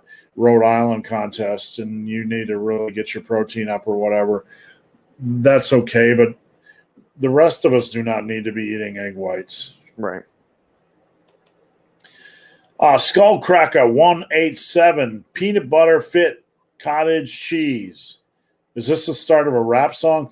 Peanut butter fit cottage cheese. It's the powdered protein. It's the peanut butter. It's the powdered peanut butter is PB Fit. I know, but I didn't know what the cheese reference was. Maybe that was a response. I'm assuming that was a response to somebody else's question. Like I don't know. Maybe. Well, if we miss something, just come back to us. Sometimes folks are talking to other people in the conversation, and we get lost, so we just act silly. Marshall D, I have weights only up to 2 45-pound dumbbells at home, and it's really hard to get an effective leg workout in, I imagine. I run and bike 3 times a week, so my legs aren't completely atrophied. Yeah, I mean, biking is probably better from a muscle retention standpoint than running. Yeah. Because of the resistance. But, that's not a lot of weight. You can do Bulgarian split squats, lunges. You can do goblet squats, supersets with body weight squats. You can get creative. But, yeah, that's a struggle bus. Any exercises you would add to that list, Robert? Shrimp squats are good. You can do that with an assist if you don't have the stability just to do it, freestanding. Shrimp squats are good. Pistol squats, Bulgarian split squats. Do 1.5 reps. Trust me, holding 2 45-pound dumbbells, doing 1.5 reps on Bulgarian split squats. If you're going all the way down and all the way up, that's gonna light your quads and ass cheeks on fire. Goblet squats, you could do a front double rack squat with both dumbbells held, like here in the front rack position or up on your shoulders. Either way, that's fine.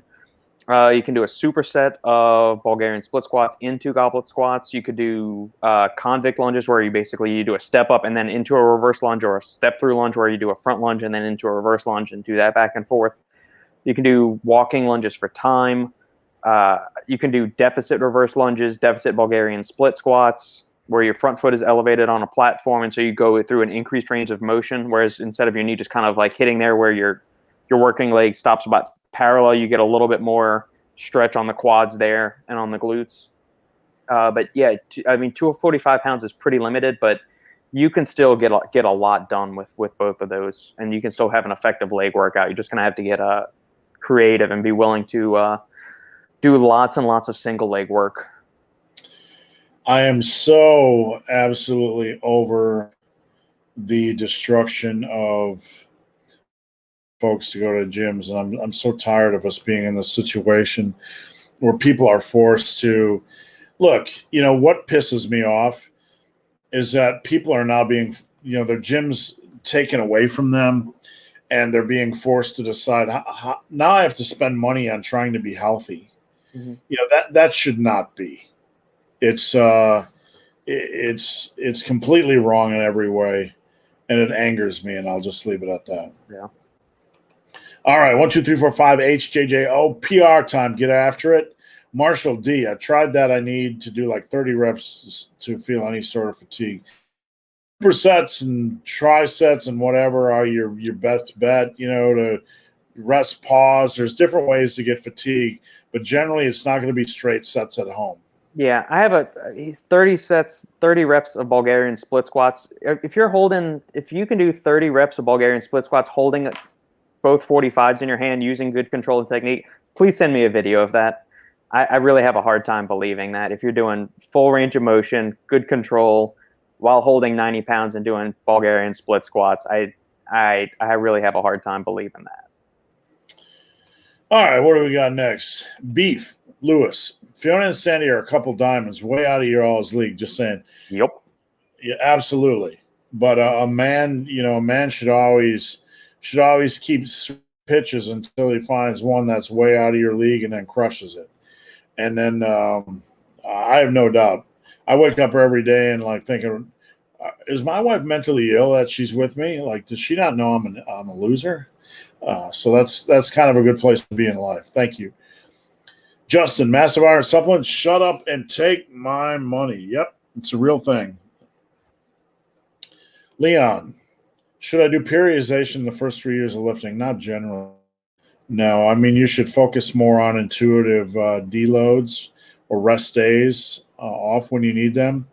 Once you build up a strength base, then there might be a reason to consider cycling intensity, every 4 weeks or so, like taking every fourth week as a down low or a down week, or you could do nonlinear periodization, which is normal. Excuse me, talking too much. Normal training 1 week and something like rest pause training next week, where it's not easier per se, it's just relatively lighter weight. So nonlinear periodization is not something we talk about a lot, but using two different training styles like volume and rest pause, alternating weeks or something like that, that's something you can do as well. Any thoughts, Robert? No, I mean, I think this is, unless you have a specific, like if you're a competitive sport athlete or you're going for Olympic weightlifting, powerlifting, something like that, you're going to be a competitive athlete in one of those, or you're a field sport athlete. I think that's when you maybe need to focus on periodization. But outside of that, if it's just general muscle building and strength building that you're doing, just take a deload week, auto regulate it when you need to, rotate the exercises when you feel like they're starting to get stale and you may not be getting the same amount of disruption in the muscles that you're trying to do, or if you're starting to feel some like wear and tear on the joints just from overworking a movement pattern or something. But do you need to follow a strict periodization scheme your first 3 years of lifting? I think you just need to focus on being consistent with your training, understanding what it is to keep adding reps or weights over the weeks, and just get into a good routine. All right, Robert, you might not know what this means, but do front loading and back loading produce similar gains? I made a video about my progression styles. I saw that. I did. I actually like that a lot, Steve. It was good. Your first set for max reps, and then your other sets. Let's say you're doing a 3x8. On a front load, you would try to first set as many reps as possible, and then hit only 8 on the back off sets. Mm-hmm. And when you were able to do +2 on the front set, plus hit your back off sets, then you would add weight. Right. Backloading's you do 8, and then max reps on your last set. Neither of them are going to really be any, for the first lifter in the first 2 years, lifters in their first 2 years of lifting, neither of them is going to provide a benefit outside of the fact that front loading is a pain in the ass. Because let's say you're benching 175 and you do 10, 8, and 8 today. And you go up to 180 and you're like, all of a sudden you're at 8 and then 6 and 5. That's front loading. You got to understand it's a different dynamic numerically. Mm-hmm. So you probably, there's nothing wrong with doing front loading. It's just more complicated to explain to, and it's not rocket science, but it's more complicated to explain to the average lifter. Right. Yeah. So, excuse me. Michael DeBacco, thank you for tuning in. Sebastian, how long does a pulled lat take to recover? You pull a muscle, it depends. I've never had a pulled muscle take longer than a week to recover. Have you, Robert? No, but it depends on the grade of the pull, strain, or is it, a tear? Is it like black, blue, and purple, or is it just kind of like a mild discomfort where it's just like a very mild strain? All right, what do we got here? Need an excuse to not have to bowl with the wifey. She sees me deadlifting, and I try to tell her bowling hurts my back, but she believes it's because of all the back training I do. You have to go up to her and say, look, I am the man of the house, and you need to sit down and shut up and listen to me because I am the male species. And look, I'm just kidding. This is a joke, people. Your wife. No, he's not. He's not joking. Your wife. You need to do some serious negotiate. You need to up your negotiation tactics. Like you need to grovel. You need to spoil her with chocolate. You need to get her when she's weak. You need to hit her from the side with a gift she's not expecting. At the end of the day, you need to say, I'm going to do this because I want to. And if she doesn't understand, you need to get a divorce. Deadlifting. I don't see how bowling is hurting your back if you're able to deadlift a decent amount of weight. I don't know. I enjoy bowling and doing things with my wife, so I'm going to take a pass on this question.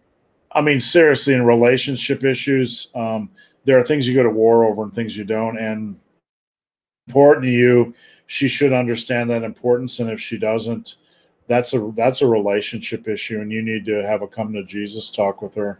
Say deadliftings are more important than rolling the little shiny ball down the lane because I suck at that, dear. I'll polish your balls, honey. But I just don't want to roll. I don't want to roll a ball. Both. There's no replacement for any big exercise like that. It's a trap bar. Yes, the trap bar might work the legs a little bit, but it's not. I do not consider the trap bar a suitable replacement for quality leg exercises. Hack squats, leg press, squats. The trap bar is more leverage friendly and uses a little bit more legs, but it's not a leg press with the bar in your hand. Any thoughts, Robert? Yeah, it's more like a hybrid between the squat and the deadlift. I mean, it's not a pure replacement for either one, but I think it's a good middle of the road exercise for the average individual who may not have access or wants to do the other ones. I think it kind of gives you a good cross between those two, but does it replace it? Not entirely, but it also depends on your goals and what you're looking to get from your training program. I mean, sometimes I'm looking into these questions, wondering, is the individual looking to buy a trap bar? Yeah. Home gym, and if you're looking to buy the trap bar, you're asking yourself, can I do the trap bar instead of the squat? Not really. I mean, if you're at a home gym, I would need kind of a deadlift variation and a squat variation. That's the way I look at things when it comes to well-rounded training. Thoughts on the Spud Inc. equipment, specifically the safety squat bar attachment. All right, I looked into the safety squat bar attachment for Spud. And have you seen these, Robert? I have not. I did a lot of research on these, and I did enough to the point where I was like, I'm not going to buy them. Because it just didn't look like something you could use with. Where is it? Here we go. All right, let's skip past the bullshit. Ha ha ha, we're entertained. Okay, move on. We're gonna do. We don't need a safety squat. Okay, here we go.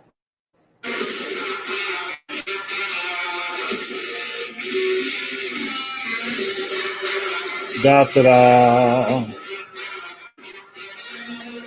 No. That's it. Not a chance. I would rather buy a safety squat bar than use that thing. Yeah, I mean, I bought safety squat bar instead of using that thing. And I got it from Titans. This is, I don't know what it is, $70, $80 or whatever. A safety squat bar from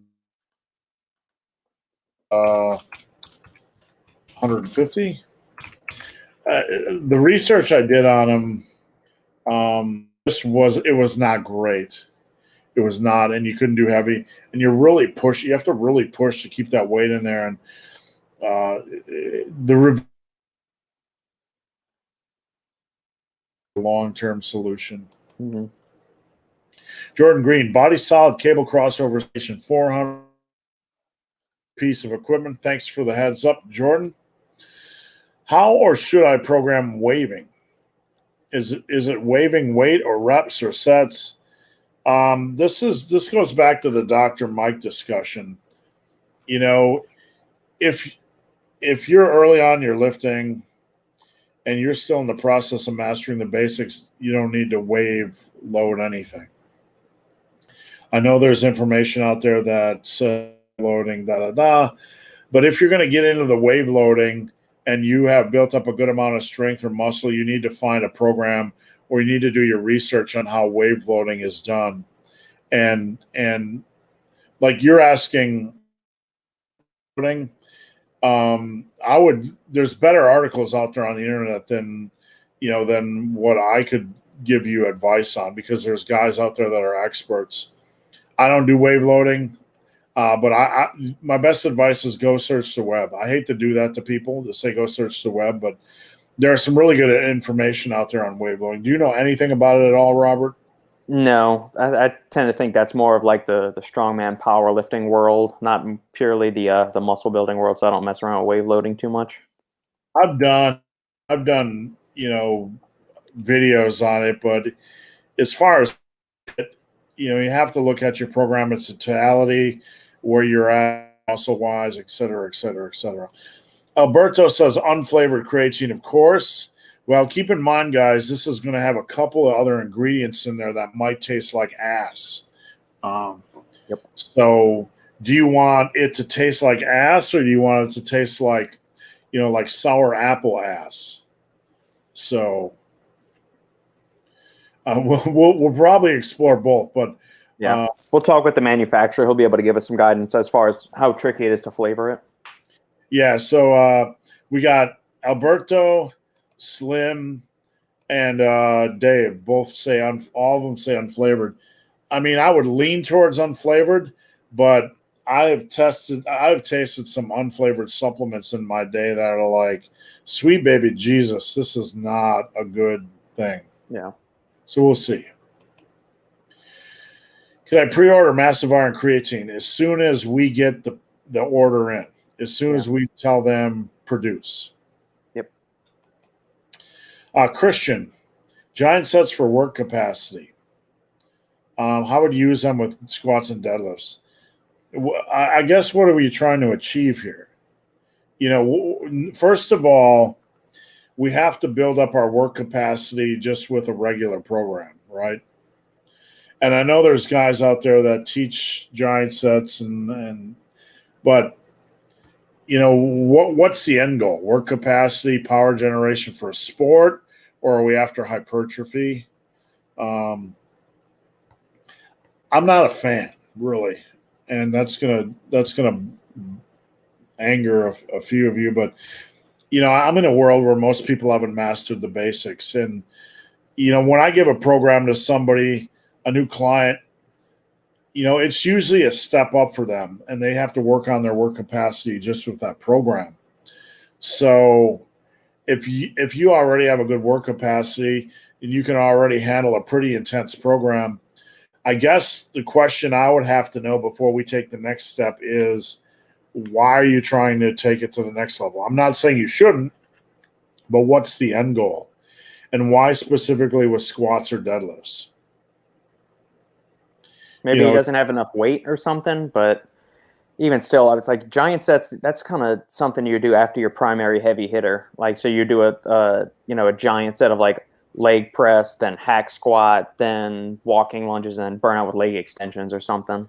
There is a strength coach out there that does specifically giant sets in a lot of his programming, and I know where this comes from, but I forget. Milos Arsev did a lot of giant sets with his leg workouts, the bodybuilder. And it's just not something in the world I teach and in the world I live in, the people that come to me, it's not something that generally is anything of value for 99% of lifters. I'm not saying it doesn't have value, but honestly, I would have to know the end goal. What are you trying to accomplish, and why specifically with squats or deadlifts? So I'll just leave it at that. I like to mix my creatine with a protein shake. No problem with that. I've done that before. I'll pre-order the pre-workout. Just get her done. It's all in Robert's hands, so just go after Robert. Mike Oxlong. I know that kind of split doesn't. Whoops. I know that kind of split you use doesn't normally matter if the volume is accounted for, but if I'm cutting, would I benefit from splitting up my bro split volume into upper lower. It depends, Mike. I mean, some people when they're cutting really, really struggle with energy when they're working out. And some people like me, when I'm in a deficit, I feel normal when I'm in the gym. So I think it really, really depends on how you feel. An upper lower split can actually be harder. Seems like it would be easier, but you're doing multiple major muscle groups in a workout. So sometimes I feel it's harder. Whereas a bro split, you could go in and do your big variation, and then you could a little bit in intensity if you need to. So not a simple answer to that question, but in general, I feel a bro split is easier to manage when cutting. Any thoughts on that, Robert? No, I mean, I would go by based on how you feel. This isn't gonna be a straight across the board answer for everyone in all situations. It's gonna be, how does your body respond and how do you feel you best perform when you're in a deficit? That's how you should, divide up your program. All right, we need to rock through these questions. We're 2 hours and 15 minutes in. We're knee deep. Beef Lewis is a machine. 9 out of 10 dentists agree. Do you think we will ever discover something that will rival creatine for strength performance? Not naturally. I mean, there might be some of the supplements that are out there already may be as well, but we just don't have the body of research. Creatine's been around for decades and it's been studied hundreds and hundreds of times. The ingredients that are coming out nowadays, you're lucky if you get more than 3 studies in healthy human subjects that are actually resistance trained. There's just not that much money for supplement studies, especially ones that are not affiliated in any way with the ingredient house that's performing them. And a lot of these ingredient houses, once they have one study that says, hey, our ingredient works, look, we've got this one study to back it, they're not going to do any more research, because what happens if another study comes out and they find no benefit or only marginal benefits? And a lot of these other ingredients are always tested against placebo. None of them will test against creatine, so we have no idea how it actually compares to creatine, because either the subjects have never used creatine before, or they might be using creatine in conjunction with these supplements. And these new ingredients, they're never testing them against creatine as the barometer for success. It's always against a placebo. So in that, there's just there may be an ingredient out there right now that's been shown to do it, but is it going to be better than creatine or better? I don't think we'll ever get enough. We're not going to that second tier of supplements, we'll put creatine and caffeine at the top. Right below that, we've got things like beta-alanine, citrulline, and betaine. Creatine's got hundreds and hundreds and hundreds of studies, where betane's got like 20. Citrulline's maybe got 16 or 20 behind it. Beta-alanine, I think, has around 20. We need hundreds and hundreds of more to see if these second tier supplements can compete with creatine. So it's more of like a matter of funding dollars and getting healthy human subjects that are resistance trained, and then setting up those studies to test it against creatine, not just against a placebo. Well, the human body is a complex mechanism, and to say that there's many chemicals and things in the body that we don't really fully understand would be an understatement. So we'll see. Nippert got it from Alpha Destiny. That's the neck training thing. Combat Ace, Tourette syndrome, a supplement change in nutrition. Who could reduce the symptoms? My mother refuses to take medication. Supplements and nutrition for Tourette's. That's way out of my wheelhouse. Same here. I could do some research into it, but I don't have any idea about that off the top of my head. Yeah, not off the top of our head. Sorry about that. Gym Rat 101. Would you rather do a heavy bag workout or a double end bag workout for boxing? I don't even know what a double end bag workout for boxing would be. The double end bag is that little ball it's tethered on both ends, and it's got like a springy back and forth. So you have to get really good with your timing and be able to get your coordination down real well. I've done both. We had a double end bag and a heavy bag in my martial arts school, so I got used to doing those. And we had one of the speed bags too in there. I would prefer heavy bag, and I think for like general population that's doing a boxing workout, I think they would have more success and get a better calorie burn doing a heavy bag workout than trying to mess around with the coordination and the frustration of understanding the timing of the double end bag. But I would prefer heavy bag work, just for me personally. Yeah, I just have a regular heavy bag that I punch here in my gym when I have 3 seconds of spare time. Thoughts about hydrolyzed protein powder? I think it is probably my least favorite of the different whey protein powders. So we've got whey protein concentrate, we've got whey isolate, and we've got hydrolyzed whey protein. Whey concentrate is the least refined form. It's also the most variable in protein, varying between 35 to 80% protein. Most of the good companies on the market are going to be using WPC 80, so it'll have 80% protein by mass. Whey protein isolate is a little bit more refined than whey concentrate. It's got a little bit thinner texture. May not be as satisfying like as a mouthfeel, but it's standardized to a minimum of 90% protein by mass and could be as much as 95% protein by mass. Hydrolyzed whey is basically whey protein isolate, but they add in a bunch of chemical enzymes to pre-digest the protein powder, which is supposed to make it more rapidly absorbed by the body. Unfortunately, these chemical enzymes make it cost a whole lot more, and it makes it taste like shit because it's got a very chemically metallic, nasty aftertaste. It's also the most processed. So if you're one of these people that has to worry about processing, it's not really that good. It's super expensive. It tastes like shit. And the studies comparing hydrolyzed whey to like regular whey or even casein show no significant benefits in terms of recovery or muscle growth. So no, it's expensive, tastes like shit, and doesn't give you any other additional benefits aside from regular whey protein. Thanks, Robert. What do we got? How many sets per week for abs? 6? I mean, you're not going to 6-pack abs from doing abs. So the ab work you have to do is got to be something that's going to be hypertrophy or strength focus. And most people, I start them with planks or plank variations like shoulder taps, which are more engaging. You can do reps on shoulder taps or elbow taps or rolling planks. Far more engaging than sitting there for 2 minutes, watching the seconds roll by, like, please kill me. And then ab wheel rollouts are a good place to start. Once you get those down and you have a good core strength foundation, then you can try to do more advanced stuff. But anything more than 6 on those is probably just wasted effort. Any thoughts, Robert? Tree fitty. How many sets you do for abs a week? Tree fitty. All right. Christopher Lenz. I was raised a warrior. I choose battles I believe to be just. I wish somebody would have raised me a warrior when I was young. My dad was a drunken motherfucker who spent 2 tours in Vietnam. Well, I respect my dad. We get along now, but he was an asshole back then. He was a kid. And he did not raise me a warrior. He basically let me raise myself while he lived in a bar. So I envy you, sir. Greg, can you make both a flavored and unflavored creatine? No, and here's why. Each one we have to have a minimum order quantity. And generally what we're looking at is 200. So that would double our MOQ to we'd have to order 200 of both. And then one would sell really well, and then one would not sell really well, and then we'd have a bunch of stuff sitting around.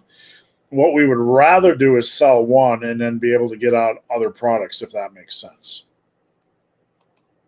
Jay, first month on Suma Root. Bench up. Any studies coming on Suma? Not specifically on Suma Root, but the thing that may be helping with that is the ecdysteroids, and those are they're basically the androgens of insects and in plants as well that are responsible for some of the growth promoting mechanisms in there. And they're called ecdysteroids. One of the main ones is 20-hydroxyecdysone. There are a few studies using 20-hydroxyecdysone at a 500 milligram dose, noting improvements in strength, power, and hypertrophy.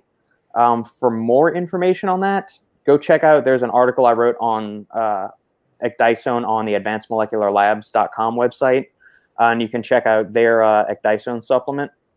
But I'm not sure what the standardization of the Suma Root is. If it's standardized for a certain amount of ecdysteroids or the 20-hydroxyecdysone, there is some research to support that it may enhance, lean mass gains and strength output. So, but as far as more upcoming studies, none to my knowledge. Thanks, Robert. Joe, hi from Sweden. Hey, Joe, how's it going? Thanks for the between set entertainment. I'm glad you're tuning in, and I hope everybody understands that sometimes we're just silly. We never try to be dismissive on a question. We try to always answer them honestly and without angering you guys. So I hope that comes across that way. Frank Fitness, top 3 pre-workouts. If you ever head over to the website above here, superlivingtoday.com, we have a top 3 put together by Robert. Those are Amazon top 3 pre-workouts you can get on Amazon. But Frank is in the UK. So any UK-based pre-workouts, Robert, that are pre-workouts different in the UK as far as what they generally can have or can't have? Yeah, like the UK can't have agmatine in there. I don't know if they can. I don't think they can have yohimbine either. So that's going to limit it. I can find some pre-workouts. Frank, send me an email. Or is he part of the Insider? If he's on the Insider on the message boards. He's on the board, so. Okay, yeah. Frank, start a thread in the Ask the Supplement Engineer, and I've already put a couple of pre-workout threads together, but create a topic in there, and I'll put together a list for you. Priscilla, thank you. We appreciate it. Thanks for tuning in. All right, I'm all ready for this one, Robert. Is it worth investing in a leg press? All right, so I'm going to do a little screeny sherry. So this is my go-to, Titan.fitness. You can see right here, you see this bad boy, 1,054. You get a leg press and a hack squat machine, right? The question I ask myself is do I want to spend $1,000 on that, or do I want to piece together more options? And what I went with is more options. So I got the back hyperextension right down here, which allows me to do glute ham raises for 154. I got the where is it? I don't think they have it. I got this. Oh, here it is. The sissy squat. I got that for 150. So I'm up to 300. And from there, you can get the vertical leg press or the leverage squat machine. The vertical leg press is a pain in the ass. I like the machine, but I'm not sure why the plates aren't side-loaded rather than top-loaded. Top-loaded, I've smashed my fingers so many times in these things. This leverage squat machine is what we're getting next instead of a leg press. So we were able to get multiple, maybe 4 pieces of equipment for $1,000, the same price as a leg press. So, you know, it's your call. You can get the plate-loaded linear hack squat for $700, which isn't a bad little sexy piece.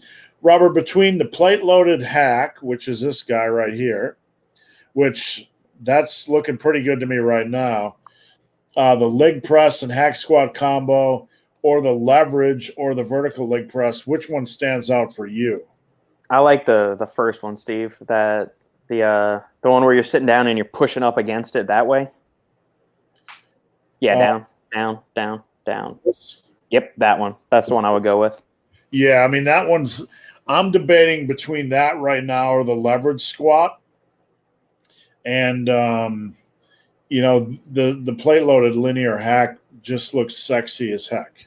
Yeah, I'm thinking from like an axial loading thing and all of that stuff. I mean, the seated one right there, you get to just purely hammer away your legs. With even like the shoulder harnesses on the other one, if you're doing it towards the end of your workout, your low back or your upper back or your core could be the limiting factor there. Whereas if you're sitting with that one, man, you can just go ham. And, you know, like another issue with the leg press, this is Titan.fitness. So anybody seeing the out of stock, usually they come in stock in 2 to 3 weeks. So it's not a long wait. But the issue with the leg press is that a couple issues. Number one, you might have to use a lot of weight depending on the leg press. And can this machine handle it? Right? Because sometimes even 500 pounds isn't as challenging as we'd like it to be, even if you're not super strong. Number two is, do you have the plates to even load up that challenging? Right now, plates are like gold. So, yeah. Robert, you doing okay on time? I know we're at about 2 hours and 30 minutes. All right. Yeah, I'm good. I got another half an hour if we need it. And then I'll have to go put the halfling for a nap down for a nap. If you don't use a spotter and usually leave a rep in the tank, no, I mean, you want to do as many safe quality reps as you can and just progress in that range. That shouldn't be cutting out more on one set per exercise. Right. You know? So, no. If you're at home, you need to invest in some spotting bars, for your bench. Yeah. Or for your squats. But I've never had that issue because I use my squat catches or my bench catch pins or whatever. Mm-hmm. But in the event you don't have those things, just do only the reps you can do and try to improve when you can. Yeah. Should I be able to touch my toes? Oh, I don't know. Is that really a goal? I'm just busting your balls, Touching my Justin. toes. Look at that shit right there, ladies and gentlemen. I could just. I've got like monkey arms too, so I mean, I can, whatever. That's shit right there. I've always been super flexible, and you can thank over a decade of taekwondo for that too. So it's fine. I think. Look, back when I was coaching, the Special Olympics, I found I could still touch my toes at 260 pounds without stretching. So I don't know. I think so. If you can't, you probably got a belly whopper or something, or I think you should be able to. Keto Paulson, sorry if I pronounced your name incorrectly. I've been eyeing the Titan belt squat machine. Do you have any experience with this? Where is the old belt squat machine-a-rooski? I didn't see it on there when we were just looking through it. I found it. Okay, so it's the one in the center here. Oh yeah, there we go. Let's see if it'll actually. One of the issues I have with belt squats is you have to get in the hole and then you squat up from the bottom.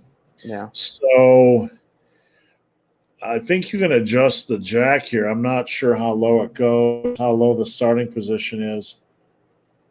It looks like it would be reasonable. Some of them, like there was one at Tiger Fitness where the cable came out of the base and it was almost impossible to get loaded in there. You had to start from such a super low position that, would I order the belt squat over what we're looking at? I wouldn't. I got clients that do belt squats. I'd probably get the plate loaded or the leverage squat because it's simply usability and easier to use. But yeah, I would do some serious research before I'd invest $700 in that thing. same. All right. This channel name is already taken. I have 1.5 years of experience, but my bench stalled. It's plateaued around 165. Other lifts are decent. Please give advice. It's a very complex question because we have to dive into nutritional consistency, programming, etc. So I would have to look under the hood on this one. The best advice I could give you just through this medium is get your nutrition consistent. Make sure you're not 3,000 calories one day, 1,800 the next. You need to find about where your maintenance level is and make sure you're running a couple hundred calories over. No excuses on that. Beef, thanks. Same to you. Thank you for your answer. You bet.